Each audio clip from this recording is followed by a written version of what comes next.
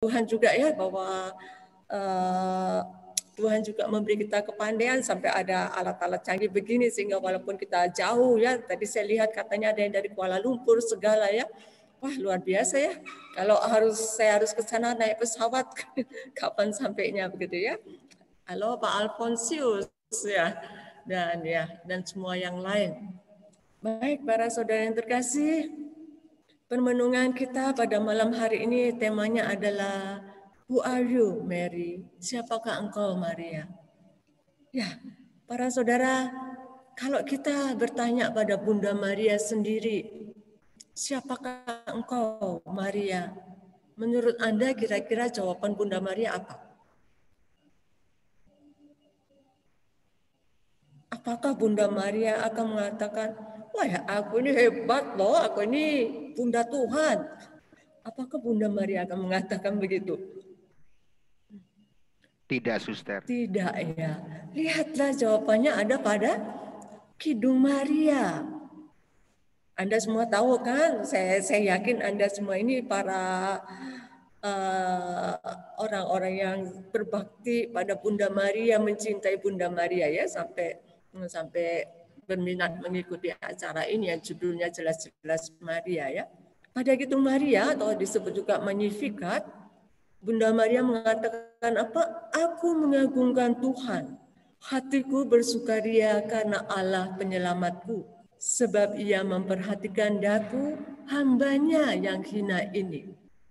Mulai sekarang aku disebut yang bahagia oleh sekalian bangsa. Sebab perbuatan besar dikerjakan bagiku oleh Maha Kuasa, kuduslah namanya. Di sini dari cuplikan Magnificat ini kita lihat, kira-kira kalau kita bertanya pada Bunda Maria, Maria, siapakah engkau? Bunda Maria akan mengatakan, aku adalah hamba Tuhan yang hina. Ya kan? Tadi dikatakan, sebab ia memperhatikan daku, hambanya yang hina ini. Nah, saya tidak mau pertemuan kita kali ini sekedar pengetahuan belaka ya. Mari kita di tengah-tengah pengetahuan-pengetahuan kita sisipkan juga cermin-cermin untuk bercermin dan refleksi diri dari Bunda Maria. Kira-kira kalau Anda ditanya orang atau Anda memandang diri Anda sendiri, siapa saya ya? Nah, kadang-kadang mungkin kalau Pak siapa? Oh saya direktur perusahaan Lidi misalnya ya. Atau Pak, siapa Anda? Oh saya, ayah dari 5 orang anak. Siapa Anda? Oh saya. Dan sebagainya. Tapi siapa? Adakah kita mengenal identitas diri kita seperti Maria? Saya adalah hamba Tuhan yang hina. Adakah kita menyadari identitas kita di hadapan Tuhan? Karena identitas ini lebih penting daripada identitas-identitas kita yang lain. Siapa kita di hadapan dia, siapa kita di hadapan ini, siapa kita di antara teman-teman kita. Mungkin kita dianggap orang yang hebat, seorang pahlawan, atau seorang dermawan, seorang penolong, dan sebagainya. Seorang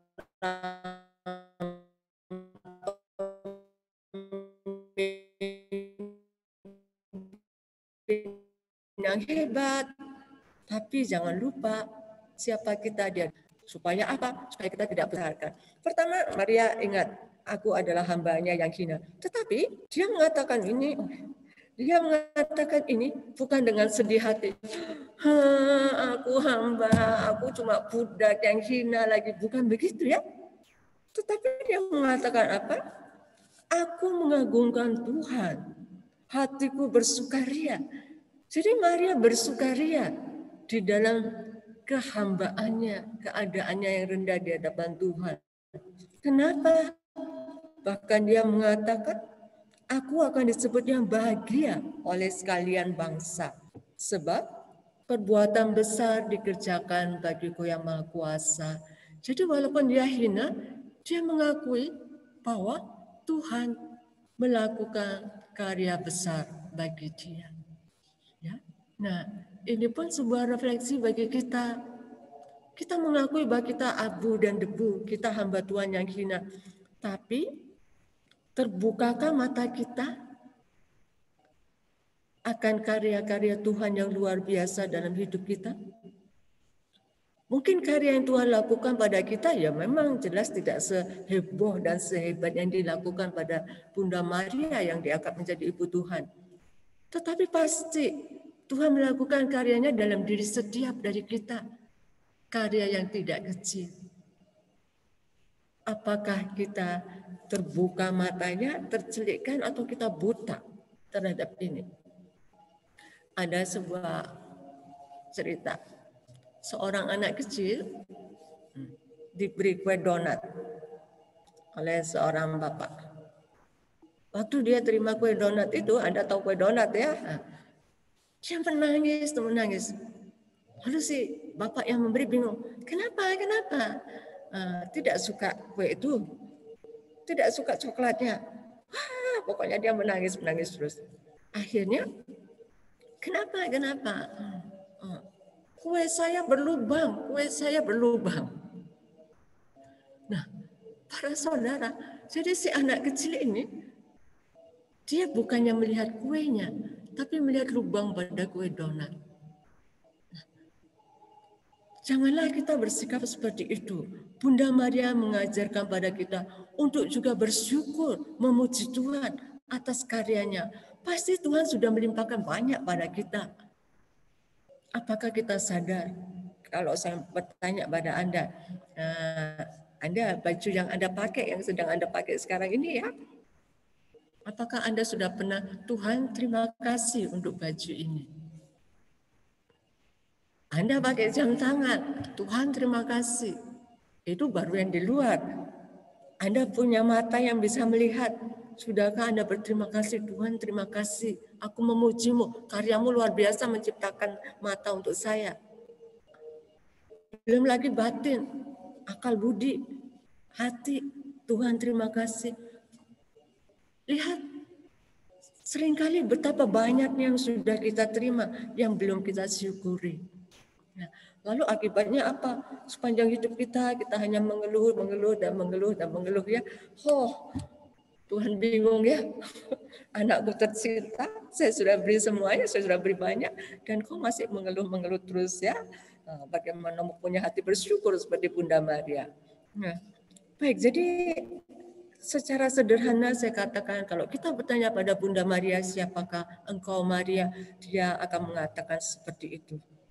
Aku hamba Tuhan yang hina, tapi aku adalah yang berbahagia, aku bersuka cita karena Tuhan melakukan karya besar yang luar biasa. Nah, kita dalam kesempatan ini kita akan melihat karya-karya Tuhan yang luar biasa itu. Tapi sebelum kita melihat itu, saya juga mau mengajak. Itu tadi kata Bunda Maria mengenai dirinya sendiri. Lalu kalau kita lihat kata orang tentang Bunda Maria, siapakah dia? Ada banyak kata orang kan? Orang itu bukan berarti yang cuma yang Katolik ya, tapi yang bukan Katolik. Misalnya kita mungkin sering dengar polemik, misalnya si A bilang, kita harus menghormati Bunda Maria karena dia Bunda Yesus. Si B bilang, enggak, Maria itu cuma ciptaan saja seperti kita, enggak perlu kita hormati. Si C bilang, dia itu Ibu Presiden saja kita hormati, apalagi dia, apalagi Ibu Tuhan. Si dia bilang, Maria itu bagaimanapun cuma manusia. Hanya saat itu dia dipakai Tuhan dan saat ini dia sudah mati. Berdoa kepada dia berarti menyembah berhala. Si E bilang betul itu. Apalagi kalau pakai patung, pakai medali-medali, wah benar-benar deh penyembahan berhala. Lebih baik pelihara, lebih baik punya patung anjing, kucing daripada punya patung Maria. Betul nggak? Belum lagi si E, si Z, sampai Z-nya ada begitu banyak suara orang ya. Nah, pada kesempatan ini para saudara, saya mengajak Anda, kita semua untuk mendengarkan bukan apa kata si A, si B, si C, si D, si E, sampai si Z, lebih daripada Z ya, tapi apa kata Tuhan sendiri tentang Maria. Yaitu apa kata Roh Kudus tentang Bunda Maria. Loh suster, memang Roh Kudus pernah berbicara tentang Bunda Maria. Nah, mari kita lihat para saudara di Injil Lukas bab 1 ayat 39 sampai 44. Waktu itu saya ceritakan singkat saja ya. Waktu itu Bunda Maria sesudah menerima kabar sukacita, dia mengunjungi Elizabeth ya, dia pergi ke rumah Zakaria lalu memberi salam pada Elizabeth. Lalu dikatakan apa? Ketika Elizabeth mendengar salam Maria, melonjaklah anak yang di dalam rahimnya, dan Elizabeth pun penuh dengan Roh Kudus. Lalu ia berseru dengan suara nyaring, "Diberkatilah engkau di antara semua perempuan, dan diberkatilah buah rahimmu. Siapakah aku ini sampai ibu Tuhanku datang mengunjungi aku? Sebab sesungguhnya ketika salammu sampai kepada telingaku, anak yang di dalam rahimku melonjak kegirangan." Para saudara, Anda bisa bayangkan ya peristiwanya ya. Jadi Bunda Maria datang memberi salam, lalu Elizabeth penuh dengan Roh Kudus, lalu anak dalam rahimnya melonjak kegirangan, lalu Elizabeth mengatakan, "Diberkatilah engkau di antara semua perempuan." Dan seterusnya. Pertanyaan saya para saudara, kata-kata Elizabeth ini, "Siapakah aku ini sampai ibu Tuhanku datang mengunjungi aku?" Itu kira-kira sikap orang yang setara, teman, ataukah sikap orang yang lebih tinggi pada orang yang lebih rendah, pimpinan pada bawahan, ataukah sikap orang yang lebih rendah pada orang yang lebih tinggi? Sikap yang mana? Orang yang rendah start ke orang yang lebih tinggi. Iya. Orang yang lebih rendah pada orang yang lebih tinggi sampai merasa tidak layak. Siapa aku ini sampai ibu Tuhanku datang mengunjungi aku? Sikap yang sangat hormat. Dan Elizabeth para saudara bertindak begitu karena apa? Lihat ayat sebelumnya. Elizabeth pun penuh dengan Roh Kudus. Jadi Roh Kuduslah yang melalui mulut Elizabeth mengajar Elizabeth untuk menghormati Bunda Maria. Roh Kuduslah yang mengajar Elizabeth untuk menyebut Maria sebagai ibu Tuhan. Ya, memang Roh Kudus nggak berbicara langsung tiba-tiba ada angin, bukan begitu ya. Tapi Elizabeth saat itu, Anda bayangkan itu baru bertemu, Maria belum bercerita apa-apa, tapi Elizabeth bisa langsung tahu Maria sedang mengandung. Pasti waktu itu masih mengandung muda kan, seharusnya belum kelihatan dari penampilannya. Tapi bahwa ini sudah menunjukkan bahwa benar-benar Roh Kuduslah melalui Elizabeth mengajar dia untuk menghormati Bunda Maria. Padahal secara pandangan mata dunia, Elizabeth dan Maria lebih tinggi siapa? Elizabeth, ya. Apalagi dia istri imam besar Zakaria, ya. Jadi harusnya Bunda Maria lebih di bawahnya, tapi seperti itu ya. Nah, istilah ini para saudara yang secara teologis disebut Theotokos, Bunda Allah. Inilah salah satu keistimewaan Maria ya. Waktu itu Anda ingat kabar sukacita malaikat Gabriel mendatangi Bunda Maria kan? Lalu malaikat Gabriel mengatakan apa? Salam, hai engkau yang dikaruniai. Salam, hai engkau yang dikaruniai. Itu memang ada bahasa asingnya kekaritomene, itu artinya yang dilimpahi karunia secara berlimpah-limpah. Salam itu tidak pernah diberikan pada siapapun di seluruh kitab suci selain kepada Maria. Dan Paus Yohanes Paulus II itu mengatakan, malaikat tidak menyapa Maria sebagai salam Maria, engkau yang dipenuhi rahmat, tidak. Tapi malaikat menyapa Maria langsung, salam hai engkau yang dikaruniai. Jadi engkau yang dikaruniai secara berlimpah-limpah itu bukan sekedar embel-embel, tapi merupakan hakikat Maria. Sesuatu yang luar biasa. Nah, salah satu, apa sih kepenuhan rahmat apa, rahmat berlimpah-limpah apa yang dikaruniakan pada Maria oleh Tuhan? Yang utama adalah bahwa dia dipanggil menjadi ibu Tuhan, ya para saudara itu ya. Nah, kadang ini ada orang yang berdebat sebetulnya ya. Kenapa? Bahkan sepanjang sejarah pernah ada bid'ah ya yang mengatakan bukan, Maria itu bukan ibu Tuhan. Maria itu hanya ibu Kristus yang manusianya saja, tapi bukan ibu Tuhan. Nah, secara singkat bisa dikatakan begini, Santo Sirilus, para saudara itu mengatakan begini, sejak saat Yesus kan putra Allah ya, Anda bayangkan Yesus itu dari kekal sampai kekal berada bersama Bapa. Kemudian dia menjelma di dalam rahim Bunda Maria. Nah, sejak saat Yesus menjelma dalam rahim Maria, dia itu sudah sungguh 100% Allah, 100% manusia. Ya. Jadi sudah sejak dalam rahim Maria, dia itu sudah 100% Allah, 100% manusia. Maka ketika Bunda Maria melahirkan, yang dilahirkan apa? Ya 100% Allah, 100% manusia. Jadi karena itulah Maria disebut di Theotokos. Theotokos itu arti yang sebetulnya adalah dia yang melahirkan Allah. Ya. Karena apa? Dalam rahim Maria, Yesus sudah 100% Allah, 100% manusia. Maka ketika melahirkan ya yang dilahirkan ya 100% Allah, 100% manusia. Jadi Maria adalah dia yang melahirkan Allah. Ini hati-hati, bukan berarti kealahan Yesus itu dari Maria, bukan.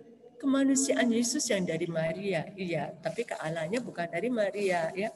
Tapi bagaimanapun Maria adalah dia yang melahirkan Allah. Nah, sebetulnya kalau gereja Katolik percaya Maria adalah Bunda Tuhan, dia yang melahirkan Allah, itu dasarnya adalah karena kita percaya bahwa Yesus yang dilahirkannya adalah Tuhan. Siapa yang menolak mengakui Maria adalah Bunda Allah, sebetulnya menolak bahwa Yesus adalah Allah, begitu ya. Karena itu apa yang dipercaya oleh kita gereja Katolik tentang Maria sebetulnya bersumber dan memperteguh iman kita akan Kristus ya. Seperti itu sebetulnya ya. Ya, kadang ya pemilihan Maria sebagai Bunda Kristus itu sebetulnya sejak kekal ya para saudara. Jadi pernah saya tersentuh satu saat saya pernah lihat sebuah gambar ya. Gambar itu adalah menggambarkan kabar sukacita. Jadi waktu itu gambar itu memperlihatkan ada Bunda Maria begitu ya, lalu malaikat Gabriel memberi kabar gitu, meminta dia untuk menjadi ibu Tuhan begitu kan, memberi kabar sukacita itu. Lalu di atas itu tampak Allah Bapa, Putra, Roh Kudus digambarkan dengan ekspresi yang seakan-akan was-was. Wah, diterima, ditolak, diterima, ditolak. Karena apa? Karena Bunda Maria tetap punya kehendak bebas para saudara. Seandainya waktu malaikat Gabriel mengatakan dia akan menjadi ibu Tuhan, lalu Bunda Maria mengatakan, enggak saya enggak mau, kan enggak enak. Nanti apa kata Yosef? Nanti saya dituduh selingkuh, saya dirajam mati, enggak mau. Bisa saja loh. Jadi waktu itu di gambar-gambar itu menarik buat saya. Karena Allah Bapa, Putra, Roh Kudus seperti digambarkan. Apa jawaban Maria? Kalau zaman sekarang seperti pemuda, cowok, tembak, cewek gitu ya, menyatakan cinta lalu diterima atau ditolak ya. Lalu ketika diterima, wah hatinya berbunga-bunga, lalu status si cewek berubah. Dia cewekku, dia cowokku. Begitupun Maria. Ketika Maria mengatakan, ya terjadilah, aku ini hamba Tuhan, terjadilah padaku menurut perkataanmu. Saat itu status Maria dalam tanda kutip sebetulnya berubah ya. Kalau kita doa rosario kita menyapa apa? Salam Putri Allah Bapa. Salam Bunda Allah Putra. Salam mempelai Allah Roh Kudus. Jadi dengan yanya Maria itu wah, dia langsung menjadi mempelai Allah Roh Kudus, menjadi Bunda Allah Putra karena saat itu Yesus langsung menjelma dalam rahimnya. Setelah itu juga menjadi putri Allah Bapa. Nah, para saudara, dari ya Maria ini pun mari kembali kita refleksi. bagaimana sikap kita dalam hidup ini? Apakah kita mengutamakan kehendak Tuhan? Apakah bukankah kadang-kadang biarpun kita sudah tahu ini kehendak Tuhan, tapi kita masih tawar-menawar? Kadang saya bayangkan kalau saya jadi Bunda Maria sendiri, mungkin tidak, tapi mungkin tunggu ya, beri saya waktu 1-2 hari lagi, saya pikir-pikir dulu. Tapi Bunda Maria langsung ya, padahal resikonya begitu besar ya. Dan lihatlah dahsyatnya ya Maria. Dengan ya Maria, Putra Allah yang Maha Kuasa, Maha Besar langsung menjelma dalam rahimnya. Luar biasa bukan? Setiap dari kita punya kehendak bebas para saudara. Dahsyatnya kehendak bebas yang Anda punya, Anda harus sadar. Kalau kehendak bebas itu Anda senantiasa pakai untuk mengatakan ya terhadap kehendak Tuhan, sesuatu yang dahsyat bisa terjadi. Putra Allah menjelma dalam hidup Anda, dalam diri Anda. Yesus akan hidup dalam diri Anda. Anda akan menjadi Kristus-Kristus yang lain. Bagi sesama, bagi keluarga, bagi pasangan, bagi anak-anak. Dahsyatnya. Kita dipanggil bukan hanya untuk mengagumi Maria, tetapi untuk meneladan Maria. Ketika ada wanita yang memuji, berbahagialah ibu yang mengandung engkau dan susu yang menyusui engkau. Lalu Yesus mengatakan apa? Yang berbahagia adalah mereka yang melakukan kehendak Allah. Ya. Siapakah ibuku? Siapakah saudara-saudaraku? Mereka yang melakukan kehendak Allah. Jadi Yesus waktu itu bukan berarti menghina, tidak mengakui Maria sebagai ibunya, ya. Karena ada orang berpandangan begitu, ya. Tapi sebetulnya justru sebaliknya. Yesus mau mengatakan pada kita, kalian jangan memandang Maria ini hanya sebagai ibuku secara biologis. Kalian hanya lihat itu, dia ibuku secara biologis. Oh, salah. Dia ini wanita, ibu yang patut diacungi jempol. Dia ibu rohani kita, ibu rohani Anda, kita semua, Anda, kalian semua. Kenapa? Karena dia benar-benar fiat voluntas Tuhan. Terjadilah padaku menurut perkataanmu. Itu yang harus kalian tiru. Yesus seakan-akan mau mengatakan begitu. Kalau kita hanya memandang Maria sebagai ibu biologis, ya kita bisa meniru apa? Enggak bisa lah. Siapa bisa? Enggak bisa lah. Tapi kalau kita memandang Maria sebagai ibu rohani, disitulah Yesus mau menekankan kita jangan cuma pandang Maria hanya sebagai ibu biologisnya dia, kita bisa tiru apa? Enggak bisa. Tapi pandanglah Maria sebagai ibu biologis. Khususnya karena Maria selalu mengatakan ya terhadap kehendak Allah. Ya-nya Maria ini bukan cuma saat malaikat Gabriel mengatakan itu ya, tapi setiap saat. Nah, ketika dia harus menemani Yesus di jalan salibnya, ketika dia harus mendengarkan anaknya dimaki sebagai orang gila, pengikut Beelzebul, ketika dia harus terima Yesus, bukan main kan, tantangan Bunda Maria. Dia teladan iman yang luar biasa bukan? Ini jenazah Yesus jelas-jelas ada di tangannya, dan dia tetap percaya ini adalah sang kehidupan Allah. Bagaimana dengan kita? Ketika hidup kita menghadapi tantangan, seakan-akan kita menghadapi jenazah, masihkah kita percaya Allahku hidup? Di balik ini ada kebangkitan, di balik peristiwa yang mengerikan ini Tuhan pasti punya mau. Percayakah kita? Saya, Suster. Puji Tuhan, ya. Kalau itu begitu, puji Tuhan, itu karya Roh Kudus ya. Kita nggak bisa melakukan itu dengan kekuatan sendiri, begitu ya. Nah, baik, itu adalah Maria tentang Bunda Allah.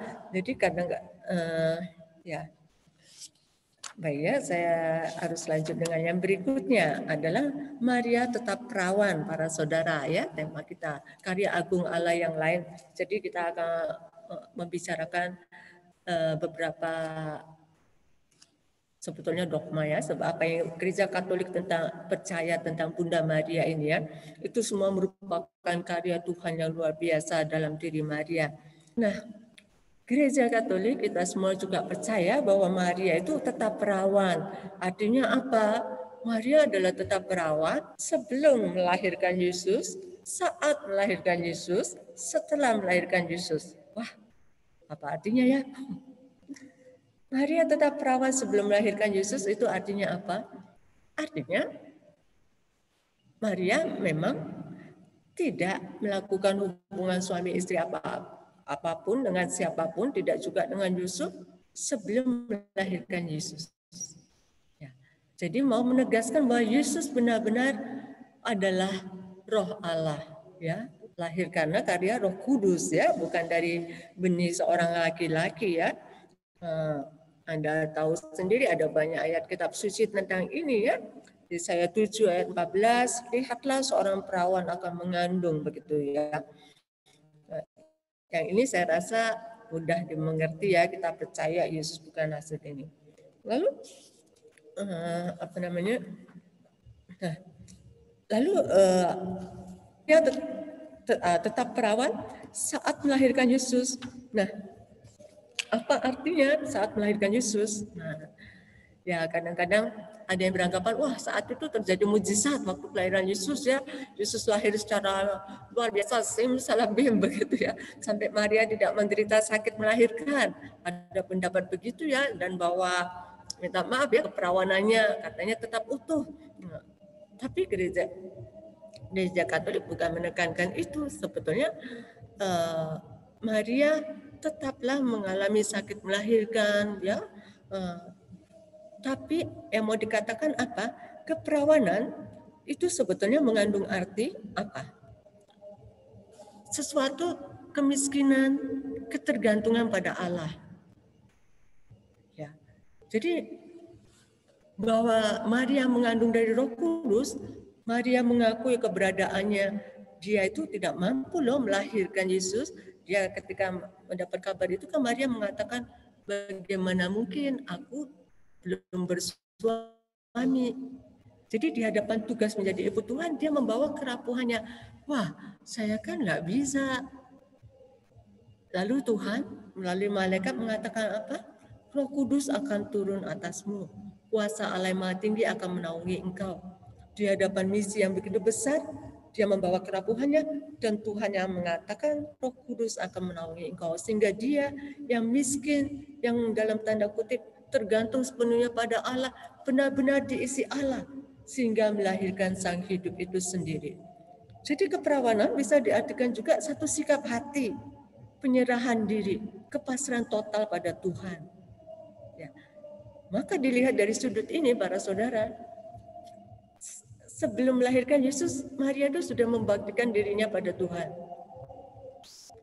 Apalagi saat melahirkan Yesus, dia benar-benar membaktikan seluruh dirinya, penyerahan total penuh pada Yesus. Ya, karena itu seorang teolog mengatakan ya, keperawanan Maria mekar berbunga dalam kebundaannya yang bukan saja tidak merusaknya, tapi justru menyempurnakannya, begitu ya. Jadi seperti ini. Dan para saudara jangan pikir gini. Kita jangan berpikir Bunda Maria itu sebelum malaikat Gabriel menyapa dia, Bunda Maria itu hanya hidup asal-asalan begitu ya. Enggak ya. Tapi Bunda Maria sebetulnya sudah menjalin relasi cinta dengan Tuhan begitu mendalam ya. Ya, Anda bayangkan ya, seandainya Bunda Maria belum membaktikan hidupnya pada Tuhan, belum mencintai Tuhan, lalu tiba-tiba Roh Kudus datang. Seperti itu tuh gambarannya sama seperti misalnya seorang cowok tiba-tiba mendatangi cewek yang tidak dia kenal, tidak cinta dia, lalu tiba-tiba mau engkau melahirkan anak saya? Kan? Tidak ya, tapi bahwa Bunda Maria sudah menjalin relasi cinta dengan Tuhan lebih dulu ya. Maka ketika itu oke, maukah engkau menjadi ibu putra Allah? Iya ya. Jadi makanya Bunda Maria sudah bergantung sepenuhnya pada Tuhan, maka ketika melahirkan Yesus, keperawanannya, ketergantungannya, kepasrahannya total pada Tuhan itu semakin mekar berbunga begitu ya. Nah, seperti itu. Lalu apa artinya Maria tetap perawan sesudah melahirkan Yesus? Artinya adalah setelah melahirkan Yesus pun Bunda Maria tetap tidak melakukan hubungan suami istri dengan siapapun, tidak juga dengan Santo Yosef. Ya, dengan itu juga berarti Bunda Maria tidak punya anak kandung lain selain Yesus, tidak ada ya. Nah, di sini kadang-kadang orang berdebat, misalnya ada ayat yang mengatakan, suster tuh lihat, dikatakan apa ini? Yusuf mengambil Maria sebagai istrinya, tetapi tidak bersetubuh dengan dia sampai ia melahirkan anaknya laki-laki, dan Yusuf menamakan dia Yesus. Matius 1 ayat 24 sampai 25. Suster tuh lihat, ada kata sampai ia melahirkan. Berarti setelah melahirkan dia melakukan hubungan bersetubuh dengan Yusuf. Tidak ya, belum tentu. Kata sampai dalam bahasa aslinya itu tidak berarti harus ada perubahan keadaan. Atau saya beri contoh yang lebih sederhana. Misalnya, Anda punya anak kecil. Lalu ada ibu misalnya yang mau pergi ke pasar. Lalu ibu pesan ke ibu kan karena mau ditinggal sendirian dengan kakaknya. Nak, jangan nakal ya sampai mama pulang. Nah, apakah itu berarti kalau mama sudah pulang boleh nakal? Tidak kan? Tapi mau menekankan bahwa khususnya waktu mama pergi jangan nakal loh ya, karena itu yang diwas-was, jangan nakal waktu mama pergi. Tapi kalau mama sudah pulang pun ya tetap jangan nakal. Begitu ya. Jadi kata sampai itu tidak harus berarti ada perubahan keadaan. Jadi Matius kata sampai itu mau menekankan, karena Matius tujuannya menegaskan Yesus sungguh putra Allah. Karena itu benar-benar menekankan itu. Bahkan ada seorang penafsir Katolik yang lain yang mengatakan kata sampai bisa diartikan sebagai lihatlah. Jadi meskipun Yusuf tidak bersetubuh dengan Maria, lihatlah ia melahirkan Yesus. Gitu. Ya, bisa dimengerti ya. Semoga tidak terlalu bikin pusing. Semoga saya sudah berusaha melakukan sesederhana ya. Semoga ini ya. Nah, hati-hati kalau baca kitab suci juga. Kadang-kadang ada bahasa-bahasa saudara Yesus ini susah banyak ayat kitab suci. Nah, kata saudara para saudara, kata saudara para saudara itu tidak harus berarti saudara kandung, ya. Ya, tidak harus berarti saudara kandung, bisa saudara tiri, bisa sanak keluarga, bisa kerabat dan sebagainya ya. Terus hal yang lain kalau kita lihat waktu Yesus disalibkan, Yesus sudah di atas kayu salib, Yesus menitipkan Bunda Maria pada Yohanes. Anak, lihatlah ibumu, ibu lihatlah anakmu. Seandainya Yesus punya saudara kandung lain, ya dia nggak usah nitip-nitip begitu. Nantinya saudara mengurus Bunda Maria, bukan? Nah, jadi seperti itu. Tapi kata-kata Yesus itu juga punya makna yang lain. Ya, saat itu Yohanes mewakili semua murid Yesus ya, karena dia satu-satunya murid Yesus laki-laki ya. Nah, seperti itu. Baik, lalu kita masuk pada tema berikutnya ya para saudara, yaitu Maria tanpa noda dosa. Maria tanpa noda dosa. Apa artinya? Anda pernah dengar bukan? Maria tanpa noda dosa, ya kan? Oh ya, kalau Theotokos itu Bunda Allah ya. Maria tanpa noda dosa biasanya Anda pernah dengar Maria Immaculata, ya, Maria tanpa noda dosa. Apa artinya sih, suster? Ya, kalian ada tulisan Bunda Maria tak bercela segala macam begitu. Apa artinya? Pengertiannya apa? Maria tanpa noda dosa mengandung arti dua, bahwa Bunda Maria itu bebas dari dosa asal dan Bunda Maria bebas dari semua dosa pribadi sepanjang hidupnya, ya. Apa sih dosa asal? Nah, ini kita kembali ke zamannya Adam dan Hawa ya. Kita tahu ya. Jadi Tuhan menciptakan Adam dan Hawa kan. Pertama waktu itu manusia nggak dosa. Lalu setan memang nggak senang. Lalu setan menggoda sampai akhirnya Hawa makan buah terlarang itu ya. Nah, sejak itulah dosa pertama ini diturunkan terus-menerus ke semua yang namanya manusia. Jadi manusia biarpun tidak kenal Hawa, nggak pernah berjumpa dengan Hawa, begitu lahir dia pasti sudah mewarisi yang namanya dosa asal ini ya. Pasti sudah mewarisi dosa asal ini. Nah, Bunda Maria ini karena rahmat Tuhan, dia dibebaskan, dia dihindarkan dari dosa asal ini. Ya. Jadi sejak dalam rahim ibunya Bunda Maria yaitu Santa Ana, dia sebenarnya sudah dihindarkan dari dosa ini. Kok bisa? Suster, kan saat itu Yesus belum lahir. Yesus belum disalibkan, penebusan belum terjadi. Kok bisa? Dia sudah ditebus. Kok bisa? Nah, para saudara, di hadapan Tuhan, semua waktu itu terbentang. 2 Petrus 3 ayat 8, di hadapan Tuhan 1 hari sama dengan 1000 tahun, 1000 tahun sama dengan 1 hari. Artinya apa? Artinya Tuhan itu tidak bisa dibatasi ruang dan waktu. Tuhan yang menciptakan waktu, Tuhan yang menciptakan ruang. Bagaimana mungkin dia dibatasi ya? Enggak. Jadi apa yang dalam pandangan manusia, loh itu kan belum terjadi. Ya, Tuhan bisa menghadirkan. Sama seperti kurban Kalvari, di setiap perayaan Ekaristi dihadirkan kembali kurban yang sama itu.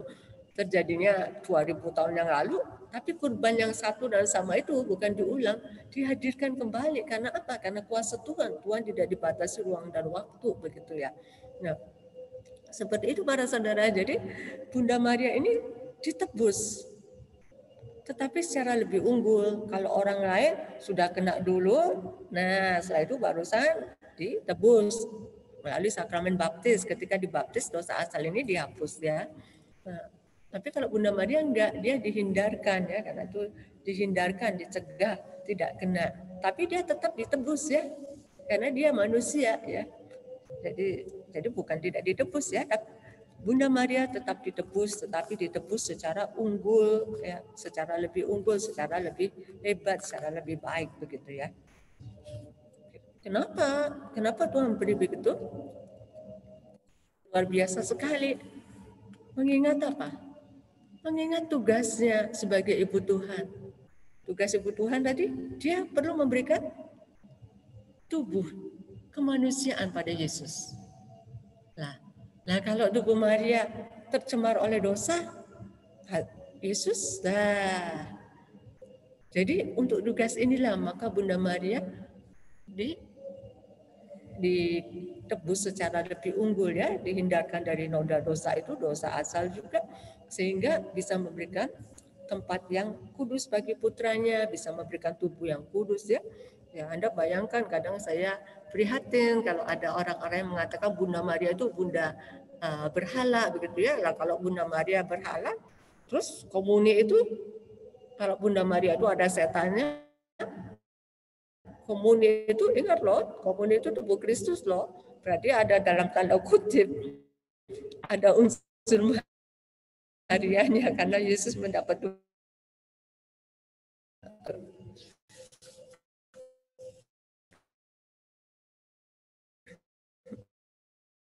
saya bisa sesederhana mungkin ya. Nah, oke.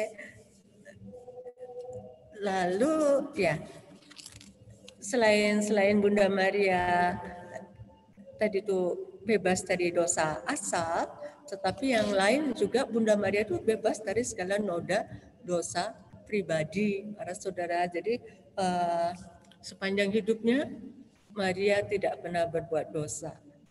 Dosa ringan pun tidak. Wah, luar biasa sekali, susul. Masa mungkin ya? Ingat kembali, Maria adalah yang dilimpahi rahmat secara berlimpah-limpah.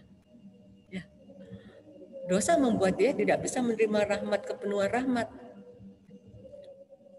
Dilimpahi rahmat berlimpah-limpah juga membuat dia bisa senantiasa setuju terhadap apa yang jadi kehendak Tuhan, setuju terhadap apa yang baik dan sebagainya, sehingga akhirnya dia bisa terhindar dari noda dosa. Tapi bukan berarti dia tidak menghadapi godaan, cobaan, tantangan, salib. Oh, dia tetap terima, tetap hadapi secara luar biasa itu semua ya. Nah, seperti itu, para saudara. Ya, oke. Lalu nanti kalau ada pertanyaan dicatat, baru dikumpulkan di akhir ya. Jadi Bunda Maria sendiri ini tetap mengalami tantangan-tantangan ya. Bahkan Bunda Maria kita tahu dia juga mengalami duka cita ya. Bahkan dari sejak dia bawa Yesus ke Bait Allah, Simeon sudah menubuatkan bahwa suatu pedang akan menembus jiwamu sendiri. Suatu pedang akan menembus jiwamu sendiri ya. Nah, seperti itu ya. Jadi memang privilege keistimewaan Maria dengan penuh rahmat dan sebagainya tidak membuatnya bebas dari salib dan tantangan-tantangan hidup, tidak ya. Justru salibnya lebih berat karena itu ini juga sebuah tantangan. Pernah seorang bapak bertanya, cerita ke saya, dia itu satu saat intinya dia tersentuh lalu dia bertobat ya. Kalau dulunya dia buat jahat segala macam, dia bertobat, lalu dia melayani Tuhan di gereja segala macam, lalu tapi dia bilang, aduh suster, kenapa ya? Saya itu cuma mau ingin ikut Yesus gitu aja. Saya ingin mengikut Yesus. Tapi kok saya ikut Yesus tantangannya tambah macam-macam. Yang dituduh, yang dicurigai, yang difitnah dan sebagainya begitu ya. Lalu saya tersenyum dan saya bilang, profisiat Pak. Ya, kok profisiat? Iya Pak, karena Yesus mau Bapak naik kelas. Loh, maksud suster apa? Tadi Bapak bilang pengen ikut Yesus. Iya. Cirinya Yesus apa? Ciri utamanya apa? Apa ya? Kasih. Iya, kasih. Tapi lebih khusus lagi, kasih pada siapa? Kasih pada pendosa berat. Cirinya Yesus adalah kasih pada pendosa berat. Sakius, wanita yang kedapatan berbuat zina dan sebagainya, begitu kan? Nah, lalu saya bilang, coba Bapak bayangkan, misalnya Bapak nggak bisa nyetir mobil, lalu atau saya nggak bisa setir mobil, Bapak jelaskan ke saya, kalau setir mobil itu kunci dimasukkan, lalu starter, begini. Oke, saya mengerti. Apakah saya sudah bisa setir mobil?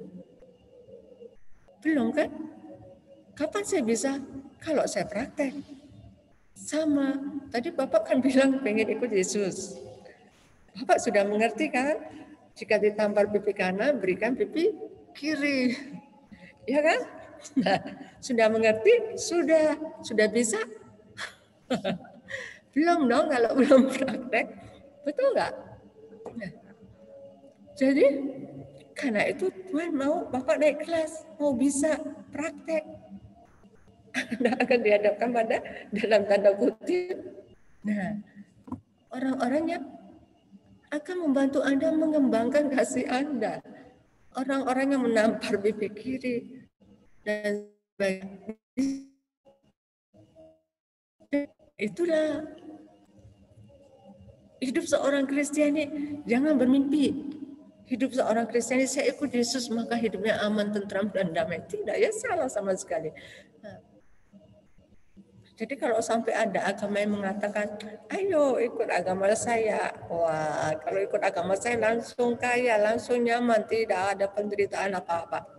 Hati-hati, pasti bukan Kristiani. Kenapa? Karena Yesus jelas-jelas mengatakan, barang siapa mau ikut aku, ya harus sangkal dirinya. Pikul salibnya setiap hari dan ikut aku. Ya kan? Ukuran seorang Kristiani, lihatlah Bunda Maria, ditentukan dari kesanggupannya memikul salib. kekuatannya memikul salib di situ para saudara. Jadi jangan berkaya. Nah, saya mau ikut Yesus supaya hidup saya aman, tentram dan damai. Wah, itu mimpi. Tapi apa? Kalau kita sungguh ikut Yesus, walaupun di tengah-tengah penderitaan, salib dan sebagainya, kekuatan Tuhan menguatkan kita, ya kan? Ada sukacita, ada damai, ada kemantapan hati yang tidak tersentuh oleh segala macam peristiwa-peristiwa di dunia. Contohnya para saudara, Santo Laurentius itu, kalau Anda tahu, pernah dengar Santo Laurentius? Ya, Santo Laurentius itu pernah diancam, tinggalkan imanmu atau kau dipanggang hidup-hidup, jadi barbeque hidup. Tapi dia pilih dipanggang. Jadi dia dipanggang hidup-hidup, ya dipanggang, benar-benar dipanggang hidup-hidup. Tapi apa yang terjadi? Ketika dia dipanggang itu, dia bercanda ke alkoholnya. Yang sebelah sini belum gosong. Itu satu catatan, itu dia lakukan bukan untuk ngolok-ngolok ya, bukan untuk menghina, untuk ngomporin untuk melampiaskan kejengkelannya, bukan. Itu dia lakukan dalam kasih. Badannya kosong, hangus, terbakar, dia akhirnya mati karena dipanggang. Tetapi walaupun badannya panas, terbakar, gosong, hatinya tetap sejuk. Kenapa? Ada Yesus di situ. Sebaliknya berapa banyak orang juga kaya sekali yang hampir 24 jam hidupnya nggak pernah di tempat yang panas. Seluruh ruangan ber-AC, seluruh ruangan rumahnya ber-AC, sampai kamar mandi pun ber-AC, semuanya ber-AC. Keluar rumah sebentar, masuk mobil, mobilnya ber-AC lagi. Keluar sebentar, masuk kantor ber-AC lagi. Tetapi hatinya panas. Karena iri hati, karena sakit hati, dan lain-lain. Ya kan? Nah, jadi Bunda Maria memberi teladan bahwa hidup seorang Kristiani adalah memikul salib. Setia pada Yesus Sang Putra, percaya bahwa di balik Golgota ada Paskah. Di balik Golgota ada Paskah ya. Jadi Bunda Maria memberi teladan yang luar biasa ya. Nah, lalu yang topik yang terakhir adalah Maria diangkat ke surga. Nah, apa artinya? Pengertiannya apa sih Maria diangkat ke surga? Apa dijemput helikopter atau bagaimana begitu ya? Artinya apa? Nah, para saudara, secara umum manusia kalau dia meninggal apa yang terjadi? Nah, Anda tahu nggak? Kalau begitu misalnya saya langsung meninggal ya, sudah meninggal begitu, apa yang terjadi? Jiwa terpisah dari badan. Jiwa saya langsung menghadapi pengadilan. Itu yang namanya pengadilan pribadi, diadili secara pribadi. Kalau baik sekali langsung masuk surga. Jahat sekali neraka. Setengah-setengah mesin cuci. Ya. Api penyucian ya, dicuci dulu baru kemudian ke surga gitu ya, masuk mesin cuci dulu. Tergantung berapa lamanya, tergantung sedekah dari orang-orang yang lain. Kalau ada yang mendoakan cepat ke surga ya, kalau nggak ada yang mendoakan wah sampai akhir zaman bisa di sana ya. Nah, tapi itu jiwanya, tapi badannya kemana? Ya badannya yaitu hancur, dikremasi kah, dikubur kah, hancur ya. Lalu badan ini baru akan dibangkitkan akhir zaman. Saat akhir zaman, semua orang hidup, semua orang mati dibangkitkan dengan badannya. Lalu diadili lagi, itu yang namanya pengadilan universal. Semua orang diadili. Buku kehidupan dibukakan, semua diteliti. Mengerikan ya saat itu. Semua diteliti, bukan cuma perbuatannya yang tampak nyata loh. Tapi yang ada dalam hati, yang ada dalam pikiran, ayo waktu itu kamu kan, ayo melirik-lirik siapa, istri orang, atau apa, melirik dompet orang, mau nyopet dan sebagainya. Nggak ada yang tahu, tapi Tuhan tahu. Jadi itu.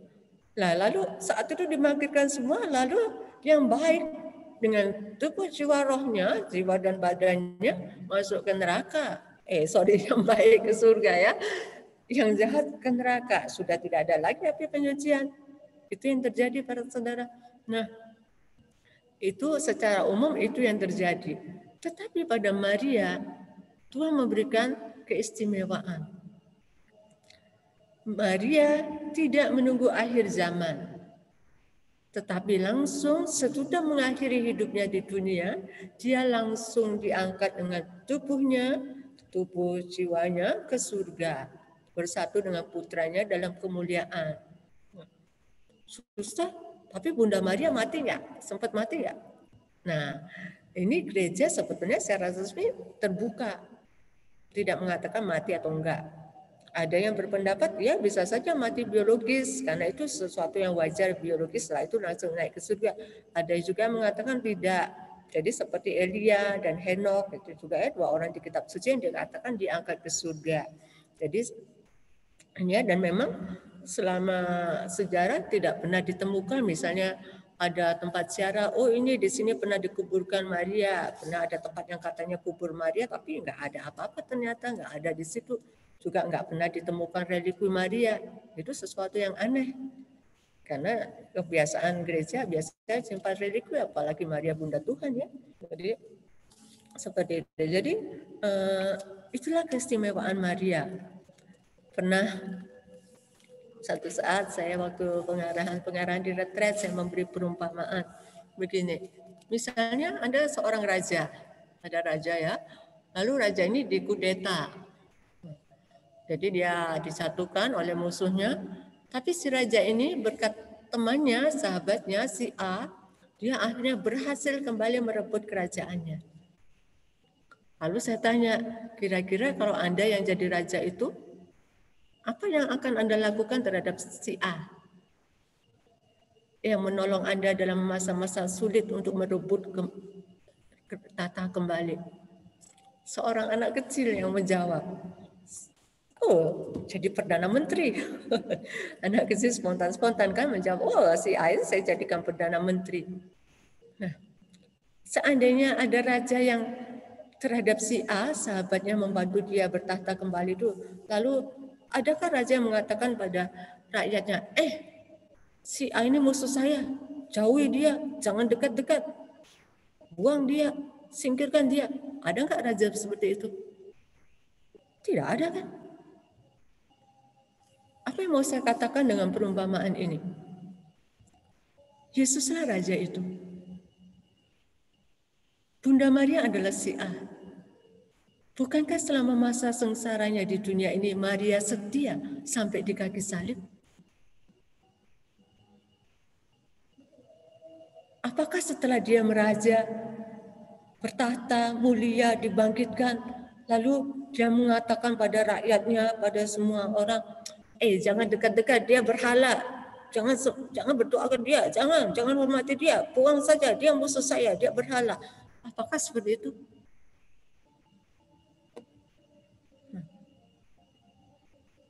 Kita patut prihatin. Ada orang-orang yang tidak mengerti, lalu jangan dekat-dekat. Itu bukan mau Yesus.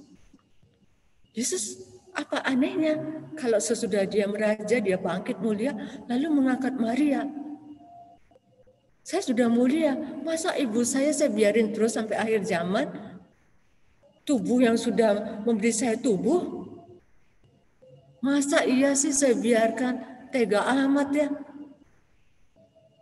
Yesus orang yang anak yang taat pada hukum Taurat apa enggak? Taat. Dia taat pada hukum Taurat. Dia taat pada hukum-hukum Allah. Dan di 10 perintah Allah adalah hormatilah orang tuamu. Jadi Yesus menghormati orang tuanya ya. Jadi Yesus pasti nggak akan bersikap begitu ya, karena kadang-kadang ada pendapat ya minta maaf saudara-saudari yang bukan Katolik ya, lalu mengatakan jangan, Yesus nggak mau kita berdoa pada Bunda Maria, hormat pada Bunda Maria dan sebagainya ya. Dan itu bukan begitu ya. Jadi semua lihatlah karya agung Tuhan yang dilakukan pada Bunda Maria. Yesus setelah meraja mulia, maka Maria diikut sertakan dalam kejayaannya ya. Bahkan sebetulnya ya Sampai saat ini pun para saudara, kalau saya lihat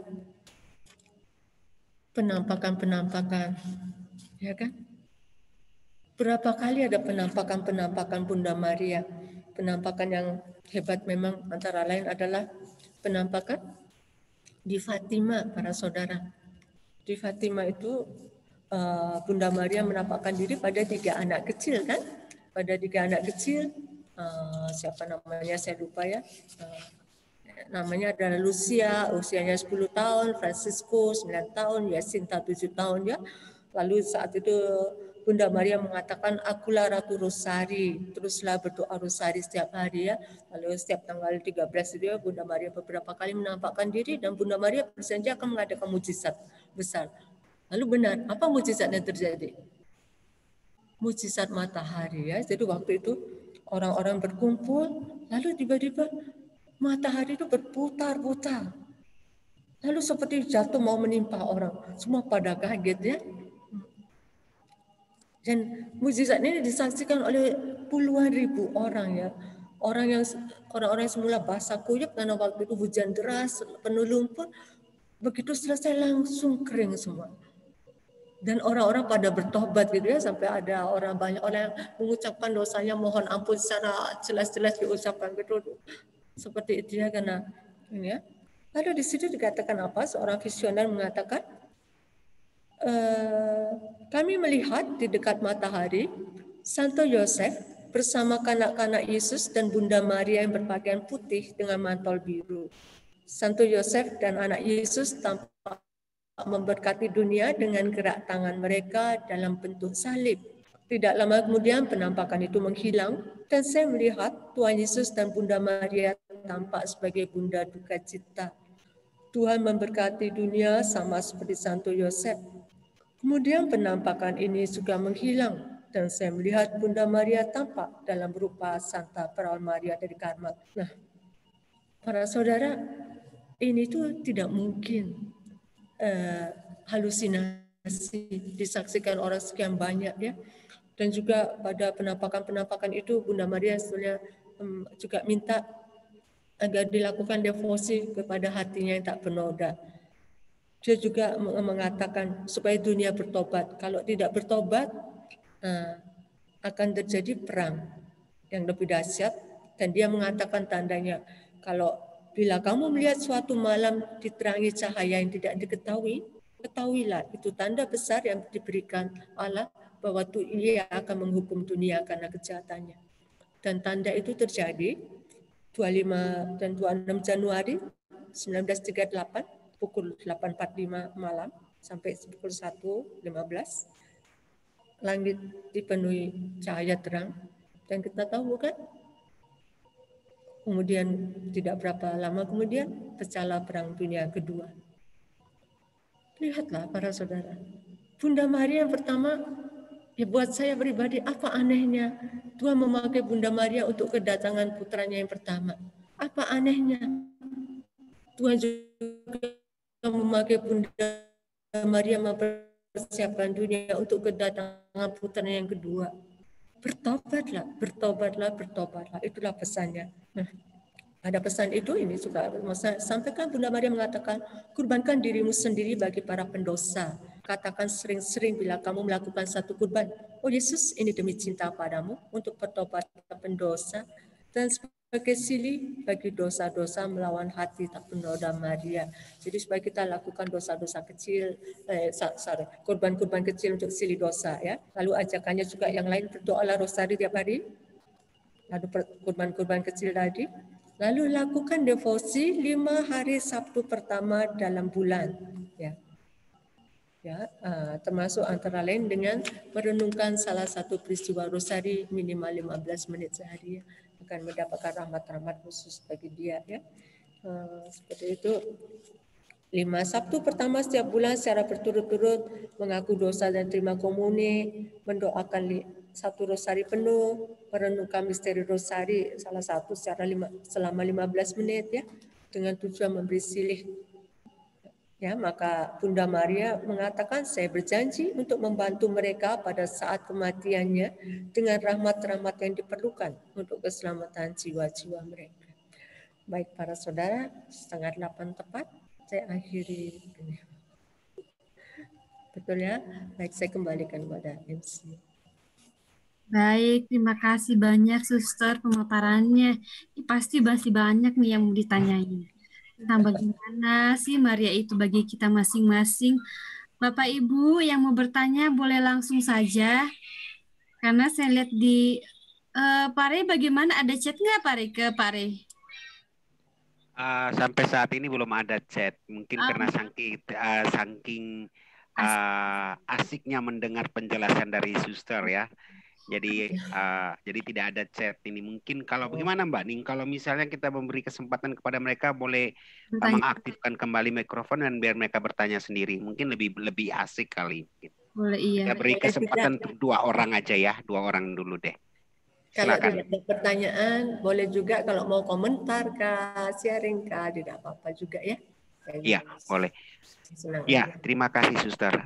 Santai aja. Ibu, Bapak Ibu yang ingin bertanya mungkin dari Uncle Emmanuel atau dari saudara-saudara kami yang ada di Malaysia, yang ada di Batam, yang ada di Palopo, Makassar, silakan bertanya.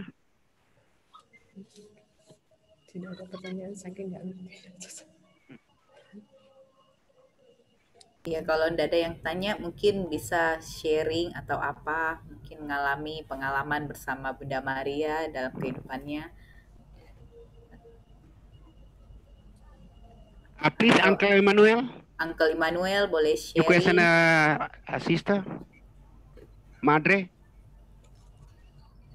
Ya. Please, Uncle.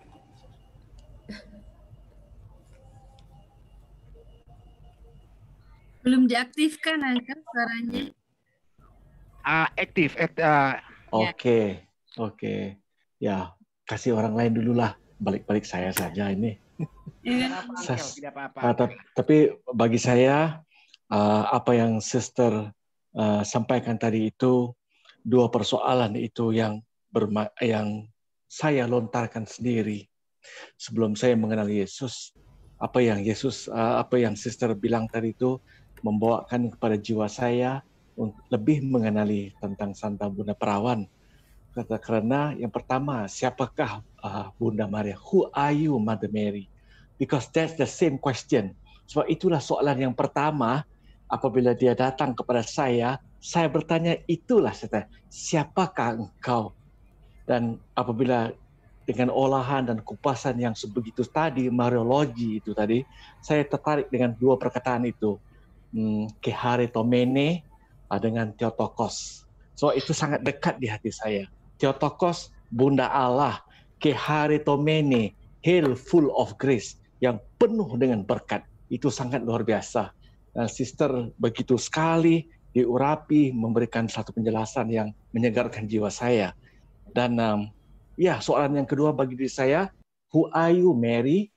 Dan apakah jawaban Bunda Perawan Maria?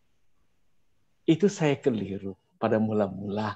Karena saya expect Mother Mary kasih tahu saya, akulah Bunda Maria. Tetapi dia tidak bilang begitu. Dia mengatakan kepada saya, akulah perawan yang terkandung tanpa noda. But she speak English to me, I am the Immaculate Conception. Waduh, apa itu ya? Apa itu the Immaculate Conception? Apa itu perawan yang terkandung tanpa noda? Itu berat, itu bahasa itu.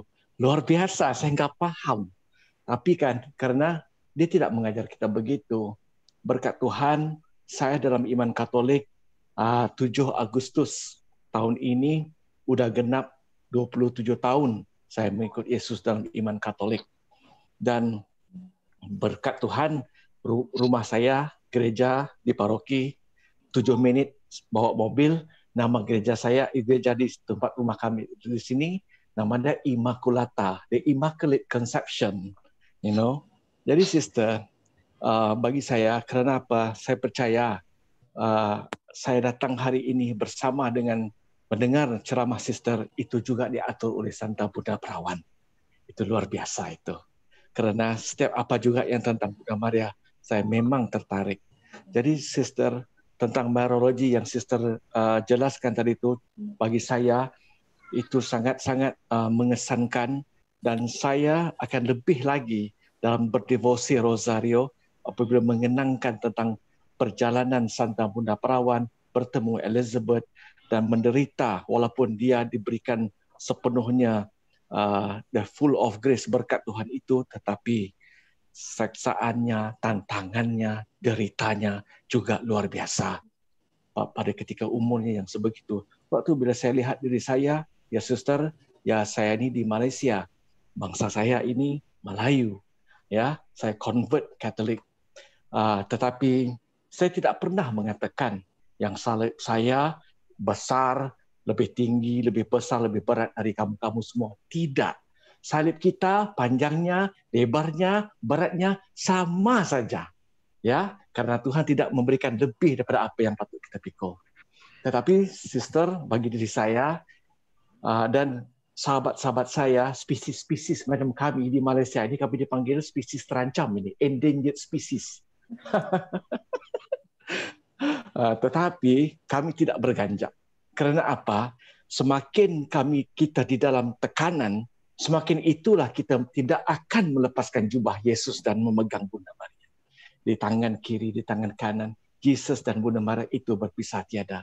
Sebab itu pada saya, kami bersyukur pada Tuhan di dalam negara yang sebegini, Malaysia ini, dengan kami dipilih Tuhan sebegini. Sebab kadang-kadang saya juga bertanya Tuhan, mengapa kau pilih kami ini di Malaysia? Kenapa bangsa kami ini Melayu? Kenapa kami dulu itu Islam? Kami sekarang Katolik. Kenapa lagi kami masih di sini? Kenapa kami tidak di Australia, di Indonesia, di mana-mana yang rakan-rakan kami yang sudah migran ke sana? Kami masih di sini. Tapi Tuhan mengatakan pada saya, di dalam ketidaksempurnaanmu itulah aku menyatakan kesempurnaan. Di dalam kelemahanmu itulah aku menyatakan kemuliaanku. Hari ini, sister, saya ucapkan terima kasih. Saya bersyukur pada Tuhan. Dan sentiasa kita bersama umat-umat semua mendoakan para religius, padri-padri dan sister-sister agar mereka tetap dalam jamahan Tuhan dan mereka merasai dakapan kasih bonda dan haruman mawar surgawi untuk selama-lamanya. Amin. Amin. Terima kasih Bapak, terima kasih untuk doa-doanya, terima kasih untuk sharingnya. Saya jadi kepikir karena Bapak tertarik dengan Maria Immaculata, saya jadi juga ingin sedikit memberi penjelasan lebih ya, kalau saya lihat pertanyaannya tidak banyak begitu ya. Ketika dogma ini dikeluarkan, sebetulnya Paus itu mengeluarkan angket ke seluruh uskup di seluruh dunia tentang dogma ini, setuju atau enggak.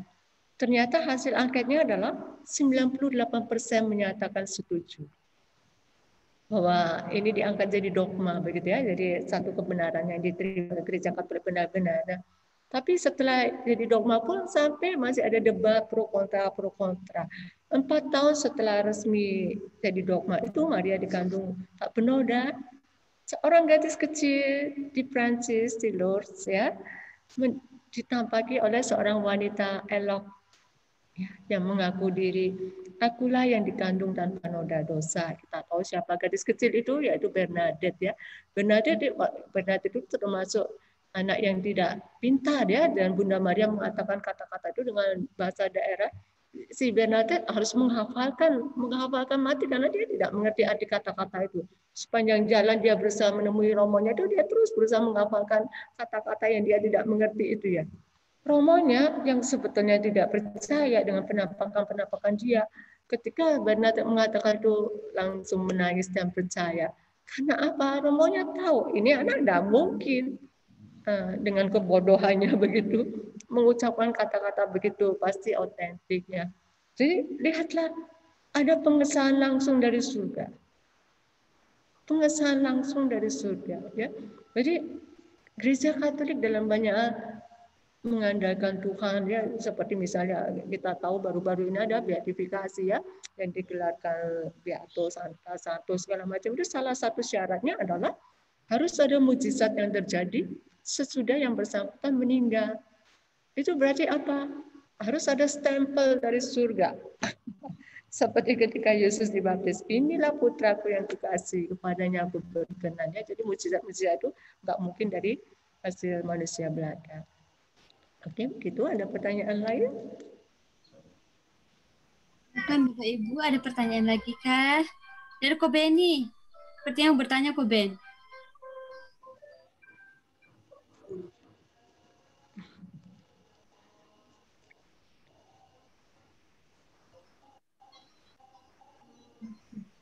Suster, dari saya start boleh nggak? Boleh, boleh aja. Saya ini udah dari kecil jadi Katolik. Dan setiap kali bulannya kita Rosario, bulan 5 dan bulan 10 itu bulan 5 pas ulang tahun saya. Oh, terus. Saya selalu meniatkan di awal bulan bahwa saya ingin berdoa Rosario full dari awal bulan sampai akhir bulan. Namun itu kadang tidak terlaksana. Lalu kadang saya merasa, apa karena saya kurang mencintai Bunda Maria, sampai saya rasanya kurang greget gitu loh, Star, untuk berdoa Rosario. Malah yang saya sering, dan di lingkungan saya pun di sekitar saya itu, Rosario itu malah hanya seperti ritual, Star, yang hanya dilakukan ya karena kita memang harus berdoa di hari itu. Tapi rasa cinta terhadap Maria itu saya lihat di lingkungan itu kayak kurang, Star. Dan akhirnya saya bertanya-tanya, gimana Sister caranya supaya kita bisa melihat Maria itu betul-betul sosok yang perlu kita cintai, kita perlu berdoa sama Maria. Mungkin ada tips dari Sister. Ini pertanyaannya seperti bagaimana cara saya menjalin relasi dengan ibu. Bagaimana ibu menjalin relasi dengan ibunya ibu? Ya, hidup bareng. Dengan berbicara kan? Dengan bersama, dengan ngobrol bersama, dengan begitu, lalu makin lama makin tumbuh cinta karena makin mengenal. Sama, awalnya mungkin orang tidak ada rasa-rasa apa-apa. Tapi cobalah, karena relasi dengan Tuhan maupun relasi dengan para kudus itu juga jangan berdasarkan perasaan-perasaan. Ya, jangan tunggu sampai ada greget. Jangan tunggu sampai ada greget sampai baru mau berelasi. Begitupun dengan suami istri. Jangan tunggu ada greget baru mau mengatakan cinta, baru mau mengusahakan yang baik. Ya, kalau seperti itu, wah, tidak akan ada cinta abadi. Ya. Tapi relasi dengan Tuhan, dengan Bunda, apalagi ini kan tidak kasat mata kan, maksudnya tidak tampak dengan mata jasmani. Berpijaklah pada iman. Awalnya berusahalah sungguh-sungguh punya komitmen doa. Ini konkret saja, punyailah komitmen doa. Beranilah berjuang, walaupun ya memang di sini harus mengalahkan diri sendiri ya.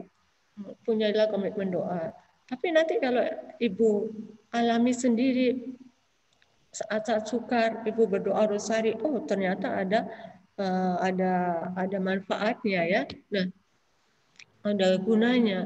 Wah, lalu jadi tersemangati, oh benar. Saya mau ceritakan satu saat Paus Yohanes Paulus II itu rapat ya dengan para ya orang-orang penting, saya lupa para uskup atau apa begitu ya.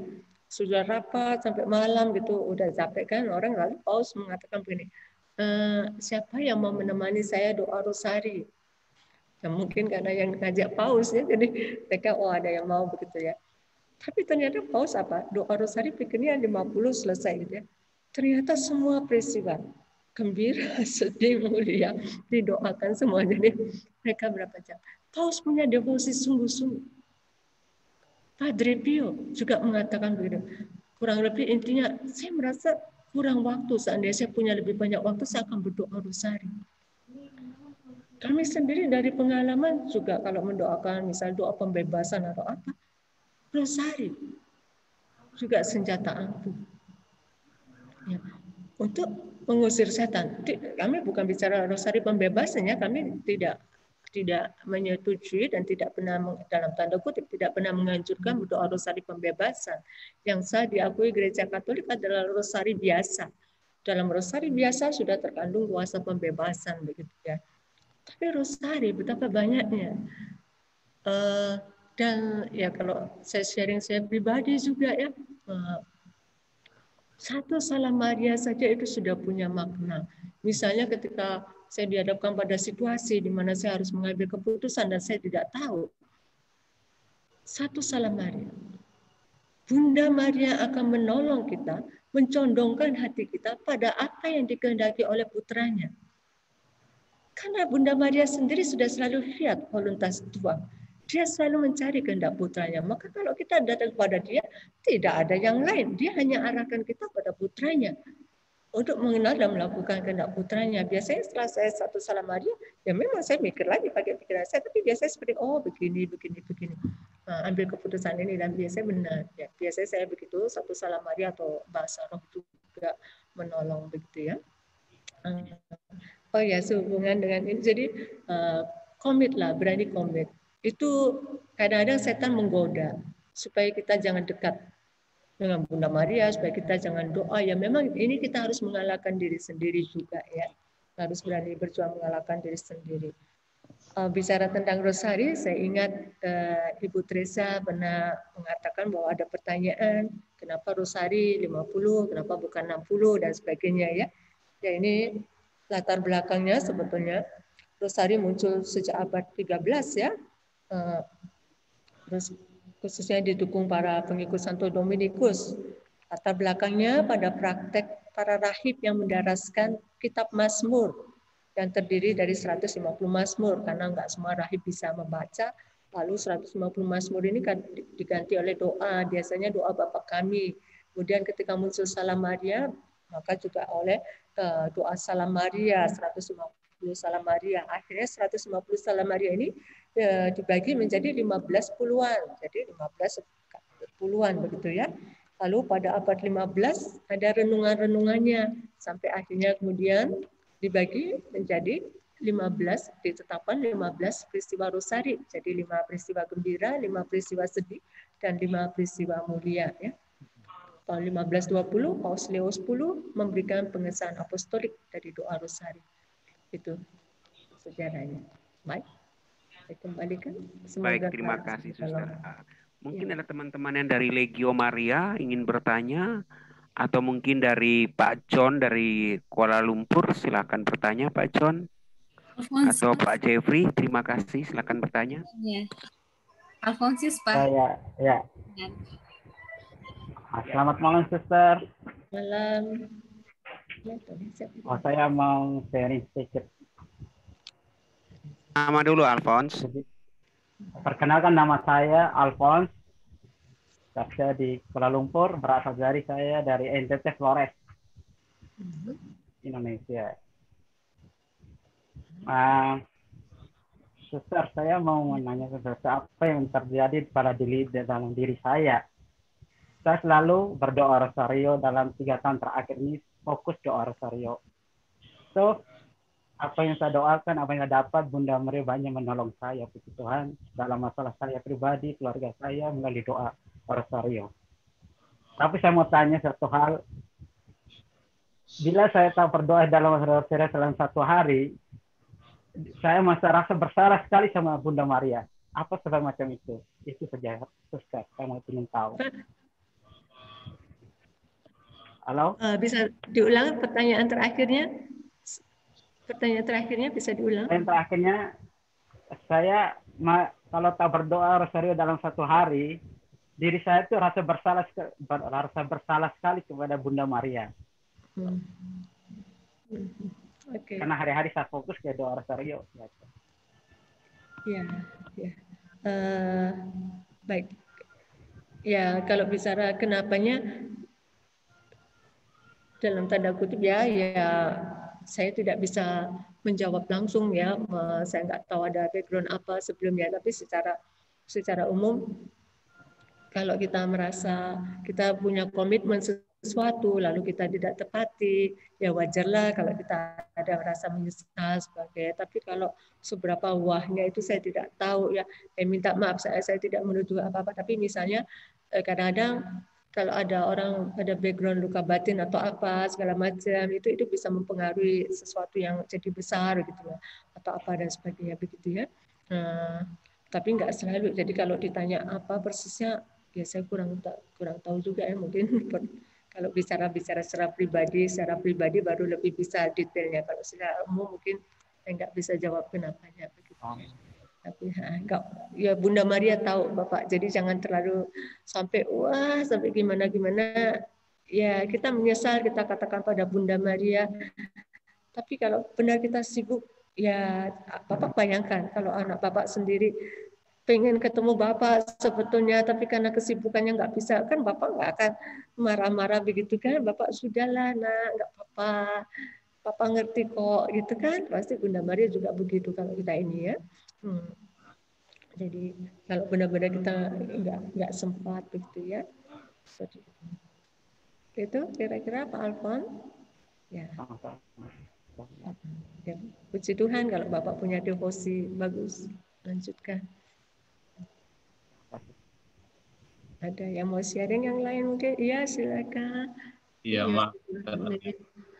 Ya, jadi sehubungan dengan doa rosario juga tadi. Sekarang kan kita sudah berniat untuk berdoa, misalnya katakanlah pada jam tertentu, misalnya setiap jam 8 malam misalnya. Tapi karena satu dan lain hal, kita tidak bisa melakukan pada jam itu, tetapi mungkin saya bisa majukan atau mundurkan. Saat itu pertama, apakah itu bagaimana ada berpengaruh suster dengan komitmen itu? Tadi sudah komitmen jam 8, tetapi karena terhalang dengan waktu, saya mundurkan atau majukan. Tetapi juga kedua, biasa kalau dalam doa rosario, kadang-kadang pikiran itu melayang-melayang kemana-mana, sehingga tidak fokus, tapi sadar, oh ini saya berdoa, terus saya kembali. Itu bagaimana, Suster?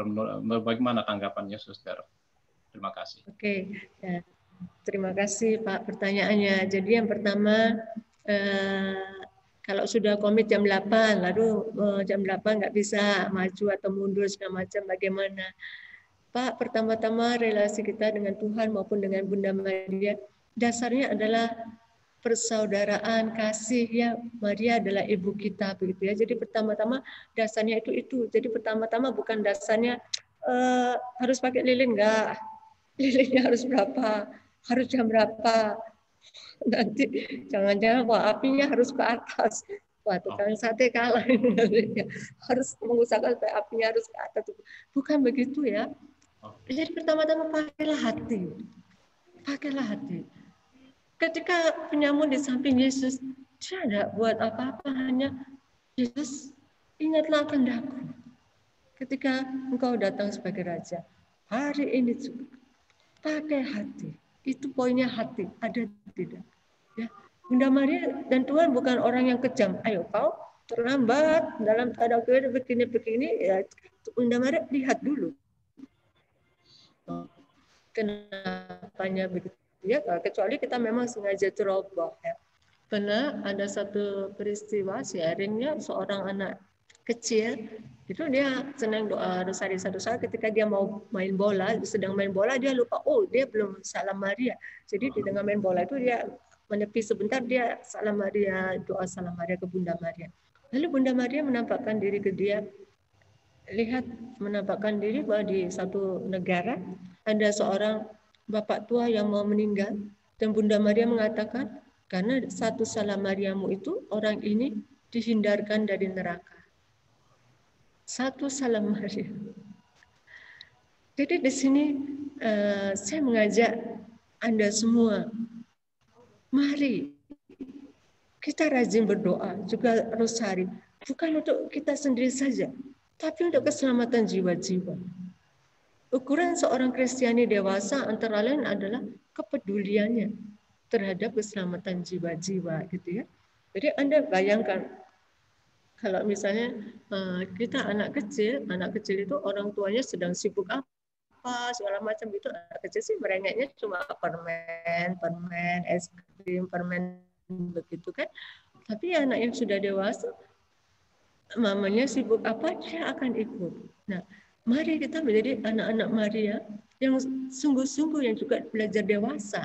Bunda Maria saat ini sedang apa? Dia mungkin sedang, bayangkan.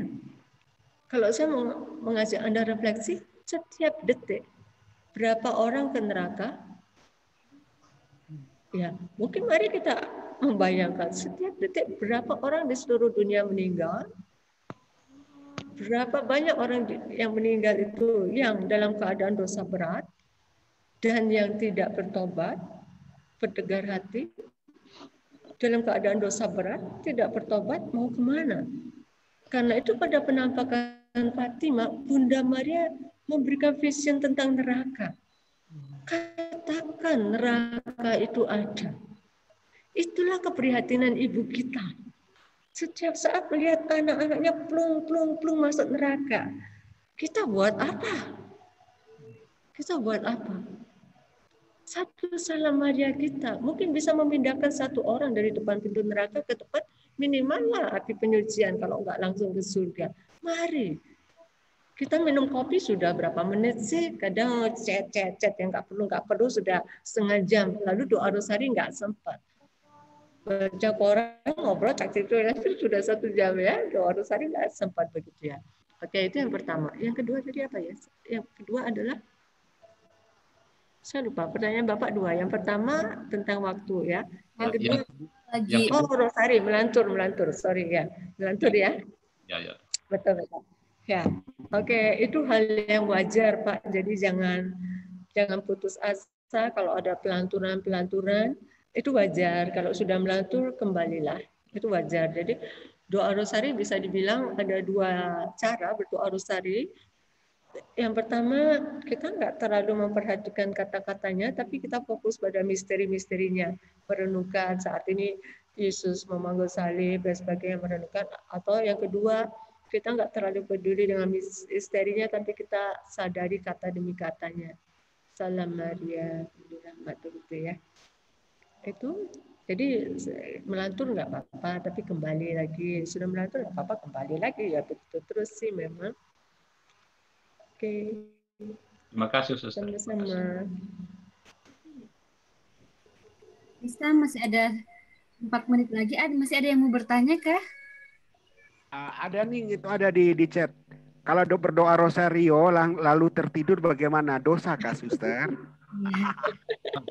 Kalau mau berdoa ya berdoa, kalau mau tidur ya tidur. Ada yang begitu. Itu disengaja atau tidak? Ya, kalau nggak sengaja ya kalau nggak sengaja dan sudah berusaha sungguh-sungguh ya, saya pribadi saya menghindari kalau ada orang bertanya dosa atau tidak ya. Karena saya bukan hakim dan saya juga bukan ahli moral, saya tidak tahu dosa atau tidak urusan Tuhan. Tapi kita, menurut saya, marilah kita jangan punya mental hanya dosa atau tidak, ya kan? Sesar ini dosa atau tidak, mental minta maaf ya, mental seperti itu, seperti Tuhan itu Tuhan, lalu kita hamba dan budak dalam tanda kutip, yang takut hukuman. Tapi mental seorang anak nggak puas dengan itu. Tapi bagaimana saya bisa lebih menyenangkan hati Bunda? Bagaimana saya bisa lebih menyenangkan Bapak? Hari ini apa yang saya bisa lakukan untuk menyenangkan dia? Setiap saat apa yang bisa saya lakukan untuk menyenangkan dia? Jadi bukan mental yang seperti itu ya.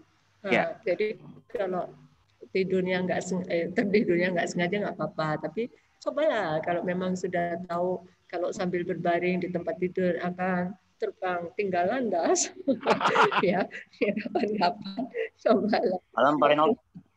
Ya. Yang sampai tidur ya. Mungkin sah apa tidak doanya tuh, Suster? Doa itu lagi sekali ukuran hati, ya. Iya. Jadi relasi kita bersahabat dengan Tuhan seperti Bapak dengan ayah Bapak, ngobrol kan bisa sambil makan, sampai ini, tapi juga ada saat-saat resmi. Begitupun dengan Tuhan. Ada doa yang setiap saat sepanjang hari, betul, semuanya itu sah, bahkan sambil mandi pun segala macam doa. Nggak apa-apa, kenapa enggak? Karena Tuhan selalu ada di hati kita, itu doa setiap saat, berdoalah senantiasa. Tapi juga kita perlu ada doa-doa yang secara khusus. Ini Tuhan, saya menyediakan waktu khusus saat ini.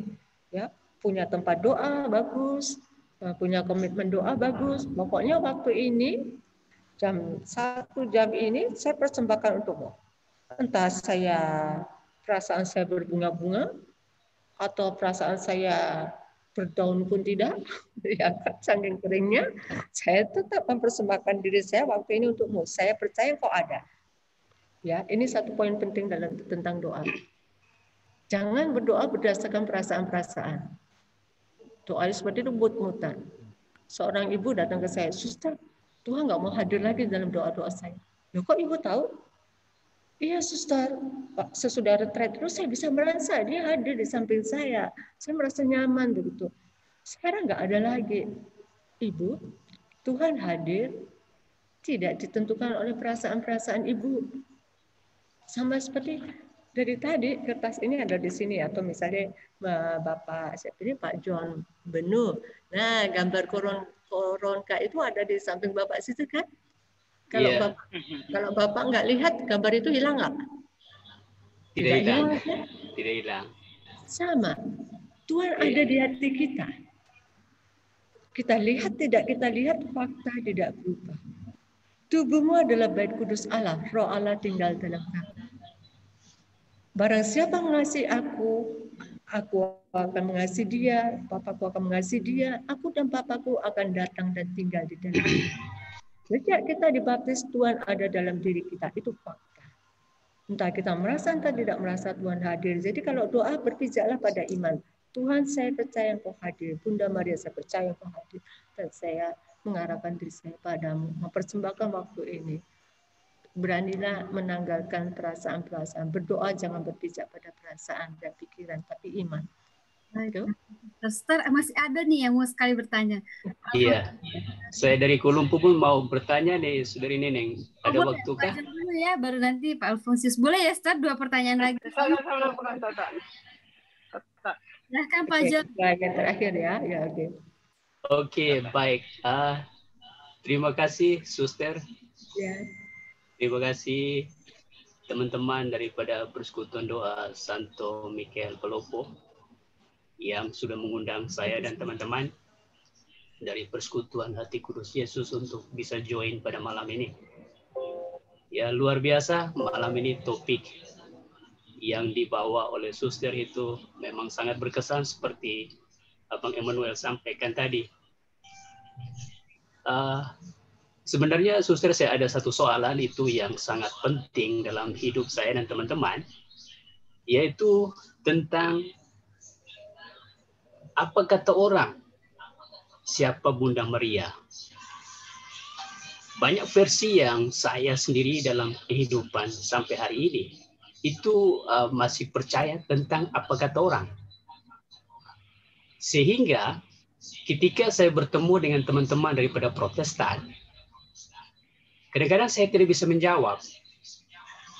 Ya, seperti yang Suster uraikan tadi, mereka mengatakan bahwa kita dalam Katolik itu berdoa kepada Bunda Maria. Kita meletakkan Bunda Maria itu di tempat nomor 1 dan Yesus itu nomor 2. Seperti itu.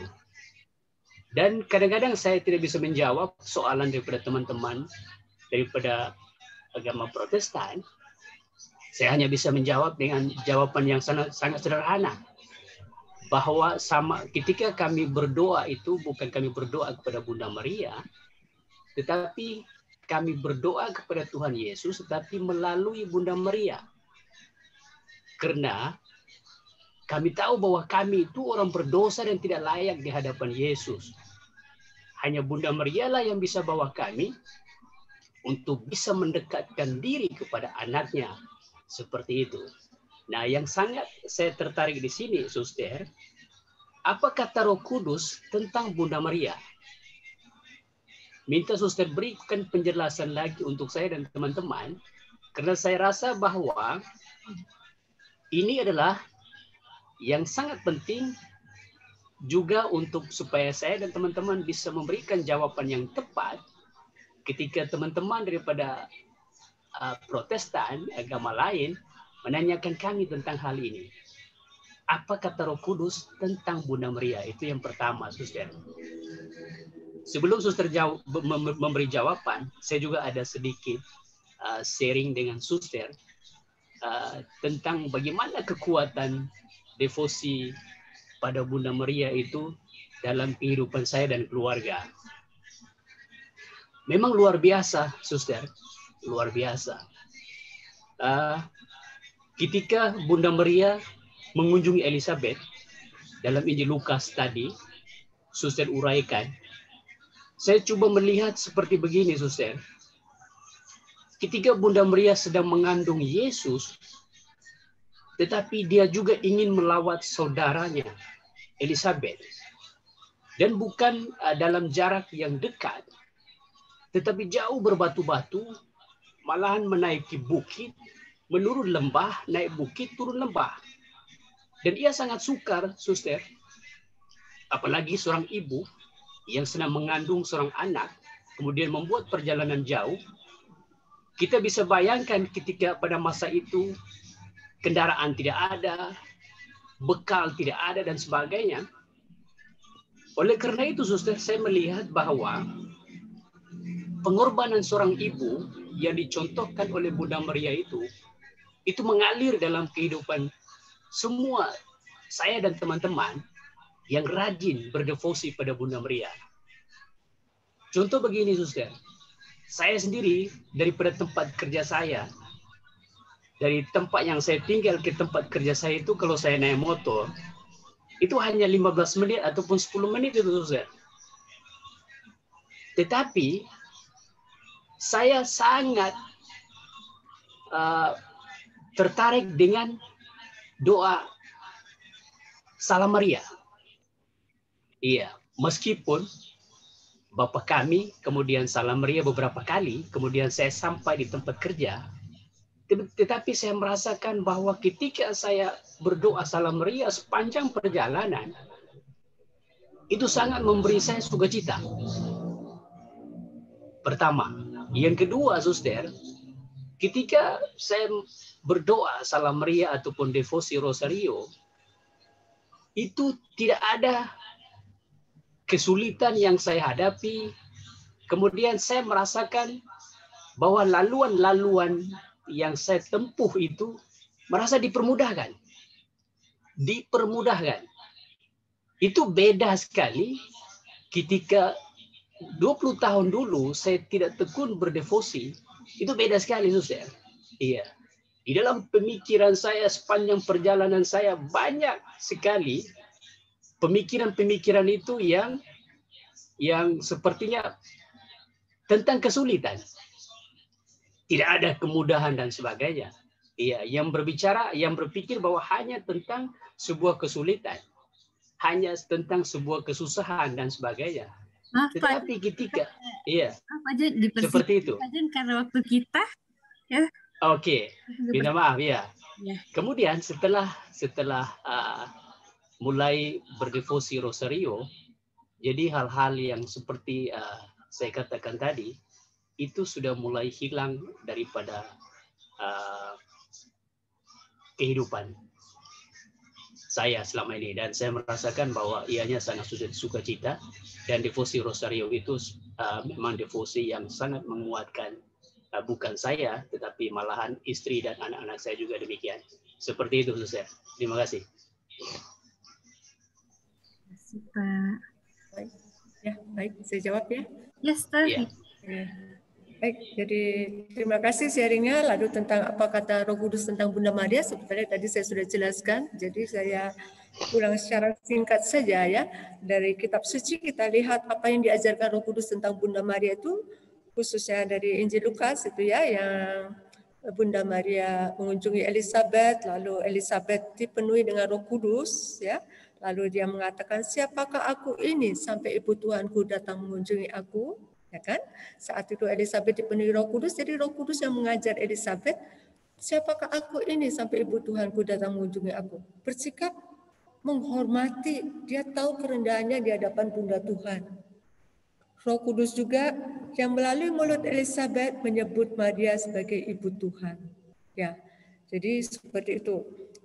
Lalu kalau kita lihat kitab suci juga, apa kata Yesus tentang Bunda Maria? Inilah anakmu, inilah ibumu. Ya, jadi Yesus itu. Mungkin sebagai kontras saya bisa sharingkan dalam banyak kasus pembebasan, kami mendoakan pembebasan, lalu antara lain pernah terjadi, salah satu yang didoakan pembebasan itu kalau kita doa Salam Maria biasa umumnya banyak yang mereka itu tidak tahan. Salah satunya ada yang langsung tutup telinganya dan mengatakan, jangan sebut-sebut nama terkutuk itu. Jangan sebut-sebut nama terkutuk itu. Di sini kita lihat dengan jelas, sikap Roh Kudus diberkatilah, berbahagialah. Sikap roh jahat terkutuklah terhadap Maria, bukan? Kita mau mencontoh siapa? Ya kan? Dan lagi sekali pada orang-orang Protestan, kalau itu di debat segala macam, ya kita bisa tanya, menurut mereka Yesus itu menghormati taat hukum Taurat enggak? Taat kan? Menghormati kan? Nah, jadi seperti itu. Dan sikap gereja Katolik, Bapak, kata berdoa sendiri punya makna. Kalau makna sempit, kata berdoa itu ada aspek menyembah. Kalau dalam makna sempit seperti ini, menyembah, berdoa hanya kepada Tuhan memang. Tapi ada lagi aspek berdoa itu minta dukungan doa, minta permohonan doa. Nah, jadi tidak ada aspek menyembah. Ini bisa pada Bunda Maria, pada para kudus ini, ya. Jadi tidak apa-apa lah. Banyak orang kan, suster doakan saya. Kami juga orang berdosa. Kenapa kalian minta doa kami? Lalu kalau minta doa ke manusia yang berdosa saja boleh, kenapa enggak boleh minta doa ke para kudus? Loh, tapi mereka sudah meninggal. Apa artinya meninggal di dalam Kristus? Meninggal itu bukan lenyap loh. Meninggal itu hidup hanya diubah menjadi lebih dekat dengan Kristus. Lah, kalau lebih dekat dengan Kristus, kuasa doanya lebih hebat dong. Ya. Jadi apa? Yesus sendiri semasa hidupnya, pernahkah dia berdoa pada orang kudus yang sudah meninggal? Pernah. Di Tabor, Yesus berbicara dengan Musa dan Elia. Dua-duanya sudah meninggal. Lah kenapa Putra Allah masih perlu bicara? Kenapa enggak langsung ke Bapa saja? Musa dan Elia, mereka berbicara tentang pelaksanaan kehendak Bapa. Kita orang Katolik, kita percaya seluruh isi surga mendukung kita. Kesatuan gereja. Kita pun berdoa untuk para gereja yang masih di akhir penyucian, ya. Jadi seperti itu. Penghormatan gereja Katolik tidak menyembah, tapi menghormati Bunda Maria. Berdoa pada Maria dalam arti yang luas, iya nggak apa-apa. Berdoa pada orang kudus nggak apa-apa. Dalam arti seperti itu, ya. Dalam arti yang luas tadi itu, ya, saya bilang. Lalu apakah Maria bisa memberikan rahmat? Kenapa minta rahmat ke Bunda Maria? Ayo, kenapa? Bunda Maria bisa beri rahmat nggak? Bisa. Tapi apakah Bunda Maria sumber rahmat? Bukan. Gambarannya, misalnya saya punya pabrik buku. Teman saya si A, karena saya dekat dengan dia, sahabat saya beri buku banyak. Saya beri 30 karung. Kalau kurang minta lagi ya, saya beri lagi berapa karung. Pertanyaan saya, si A bisa nggak beri buku ke yang lain? Bisa nggak? Bisa kan? Apa dia bisa beri buku? Apakah dia sumber buku, pabrik buku? Bukan. Sama, Maria juga para kudus bukan sumber rahmat adalah Tuhan. Tapi Maria bisa memberikan rahmat. Kenapa? Ya dari putranya. Ya, bisa dimengerti, ya. Jadi seperti itu. Dalam liturgi kita juga lihat, kalau kita berdoa pada Tuhan, kasihanlah kami, Allah Bapa di surga, kasihanlah kami. Tetapi pada Bunda Maria, doakanlah kami, bukan kasihanilah kami. Jadi ada bedanya begitu, ya. Dan sebetulnya penampakan tadi itu yang saya bilang mujizat matahari segala macam, apakah itu bukan pengesahan dari surga? Mana bisa? Dari buahnya kamu mengenal pohonnya. Dengan misalnya mujizat Fatimah, berapa banyak orang bertobat. Ya kan? Dan semua yang dikatakan Bunda Maria terjadi. Maka, seperti itu. Oke? Ya. Tidak? Ada satu pertanyaan terakhir atau cukup? Masih boleh kah, Star? Sebenarnya masih ada sih satu yang mau bertanya. Satu yang terakhir tadi, ya. Tadi kan bilang 2, ini sudah satu. Pak Alfonsus tadi yang bertanya ya? Hah? Oh, udah. Ya, sudah. Jadi kita akhiri tanya jawab ya, Star. Okay. Untuk sesi selanjutnya, saya kembalikan kepada WL. Apakah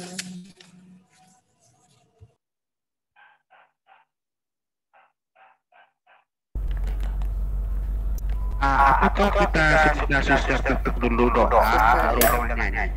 Oh iya. Jadi Boleh suster. Mau doa? Ya, suster. Silakan. Ya. Turn off atau turn off? Mari kita berdoa. Dalam nama Bapa dan Putra dan Roh Kudus. Amin.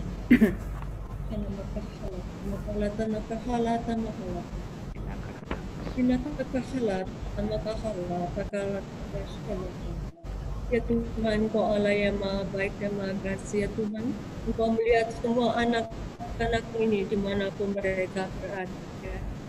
Biarlah saat ini Kau curahkan Roh Kudus-Mu, Tuhan, atas setiap anak-anak-Mu, atas kami semua, bahkan atas mereka semua yang saat ini mereka bawa dalam doa-doa mereka, dalam hati dan pikiran mereka. Engkau juga mengetahui segala kecemasan mereka. Tuhan, curahkanlah Roh Kudus-Mu, curahkanlah rahmat-rahmat-Mu dalam diri anak-anak-Mu ini. Terangilah, kobarkan api iman, harapan, dan kasih. Urapilah dengan kuasa-Mu sendiri. Khususnya juga kami mohon, biarlah Engkau memperteguh iman, harapan, dan kasih dalam diri anak-anak ini ya Tuhan. Juga biarlah Engkau juga menanamkan kebenaran-kebenaran-Mu. Kalau ada ketidaktahuan mereka, ataupun ada yang tidak lurus yang mereka mengerti, yang mereka percaya, Tuhan biarlah Roh Kudus-Mu, Roh kebenaran yang mengajar mereka. Dan biarlah Engkau mengurapi mereka, juga lidah mereka, khususnya kalau mereka juga harus mempertanggungjawabkan imannya dan devosinya pada Bunda-Mu, Bunda kita, Bunda Maria. Ya Tuhan, biarlah Engkau sendiri memberikan urapan-Mu sendiri. Berkatilah mereka dengan segala berkat-Mu jasmani maupun rohani. Jamahlah kalau ada yang sakit, ya Tuhan, hiburlah yang berduka, kuatkan mereka yang berbeban, ringankan beban mereka, berilah mereka cara-cara pandang yang baru dalam hidup ini. Terima kasih Tuhan, berkat-Mu melimpah juga dalam setiap langkah hidup mereka. Para saudara, silakan Anda secara pribadi juga menyampaikan doa-doa Anda, entah pujian, entah permohonan, atau apapun saya akan dukung dalam bahasa roh. Innamaka khalata makalata takhalata kalasyalataka. Tuhan Yesus, inilah kami anak-anak. Kami serahkan hidup kami ke dalam tangan belas kasih-Mu. Bersama dengan para kudus-Mu kami datang ke hadapan-Mu ya Tuhan. Ampunilah segala dosa-dosa kami. Terima kasih Tuhan, dengarkanlah doa mereka yang mereka ucapkan juga dalam hati. Biarpun tidak terucap dengan kata-kata, Engkau mengetahui isi hati masing-masing. Curahkanlah rahmat-Mu.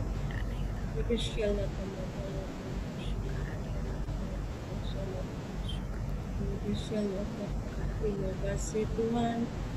Terima kasih Tuhan, dan biarlah Engkau juga menanamkan devosi yang semakin sehat dan semakin berkobar dalam hati kami semua terhadap Bunda Maria. Kuatkan kami dengan semua godaan-godaan yang kita. Bunda Maria, doakanlah kami, ajarilah kami untuk setia pada Putra-Mu. Salam Maria, penuh rahmat, Tuhan sertamu, berbahagialah Engkau di antara wanita,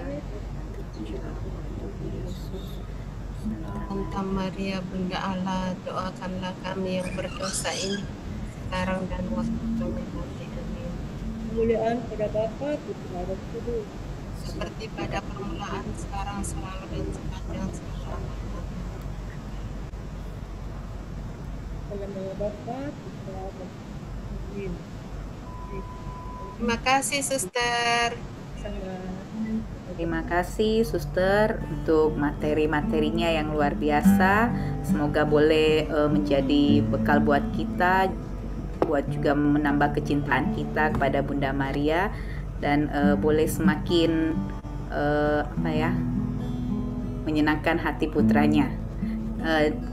Kami mau beri pengumuman juga minggu depan di hari Rabu kembali kita bersama lagi dengan suster-suster dari Putri Karmel. Minggu depan kita akan membahas tentang penyembuhan luka batin. Jadi semoga yang saat ini boleh bergabung, minggu depan boleh bergabung lagi. Terima kasih untuk semua peserta. Bro Immanuel, raise hand, ada yang mau dicakap? Enggak ada. Oh iya, terima kasih Suster Andrea dan juga Suster Ciara yang sampingnya. Terima kasih. Kita mau akhiri persekutuan doa kita. Kita mau nyanyikan satu lagu, Ya Namamu Maria, sungguh Engkau Bunda yang kami cinta.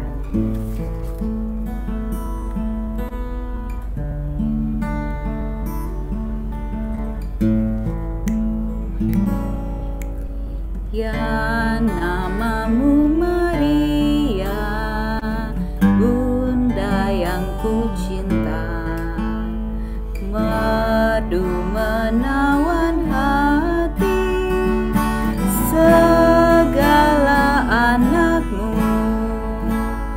Patutlah nama itu hidup di batinku, dan nanti ku ucapkan di saat ajalku.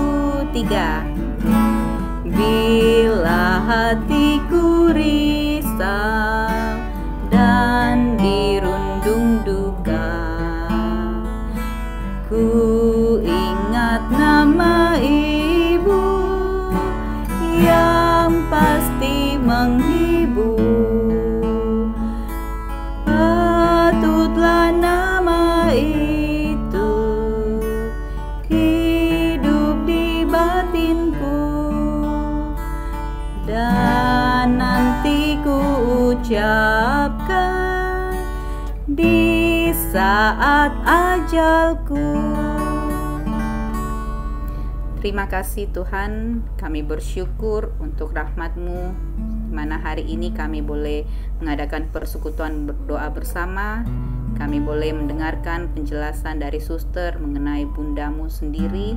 Kiranya ya Bapa, Engkau semakin menanamkan rasa cinta di dalam diri kami, dan bahwa kami tidak menyembah Bunda Maria, Bunda Maria hanya boleh menjadi perantara bagi kami kepada putramu. Kami bersyukur juga untuk suster yang boleh memberikan waktu dan kesempatan untuk boleh bersama dengan kami dalam persekutuan doa ini.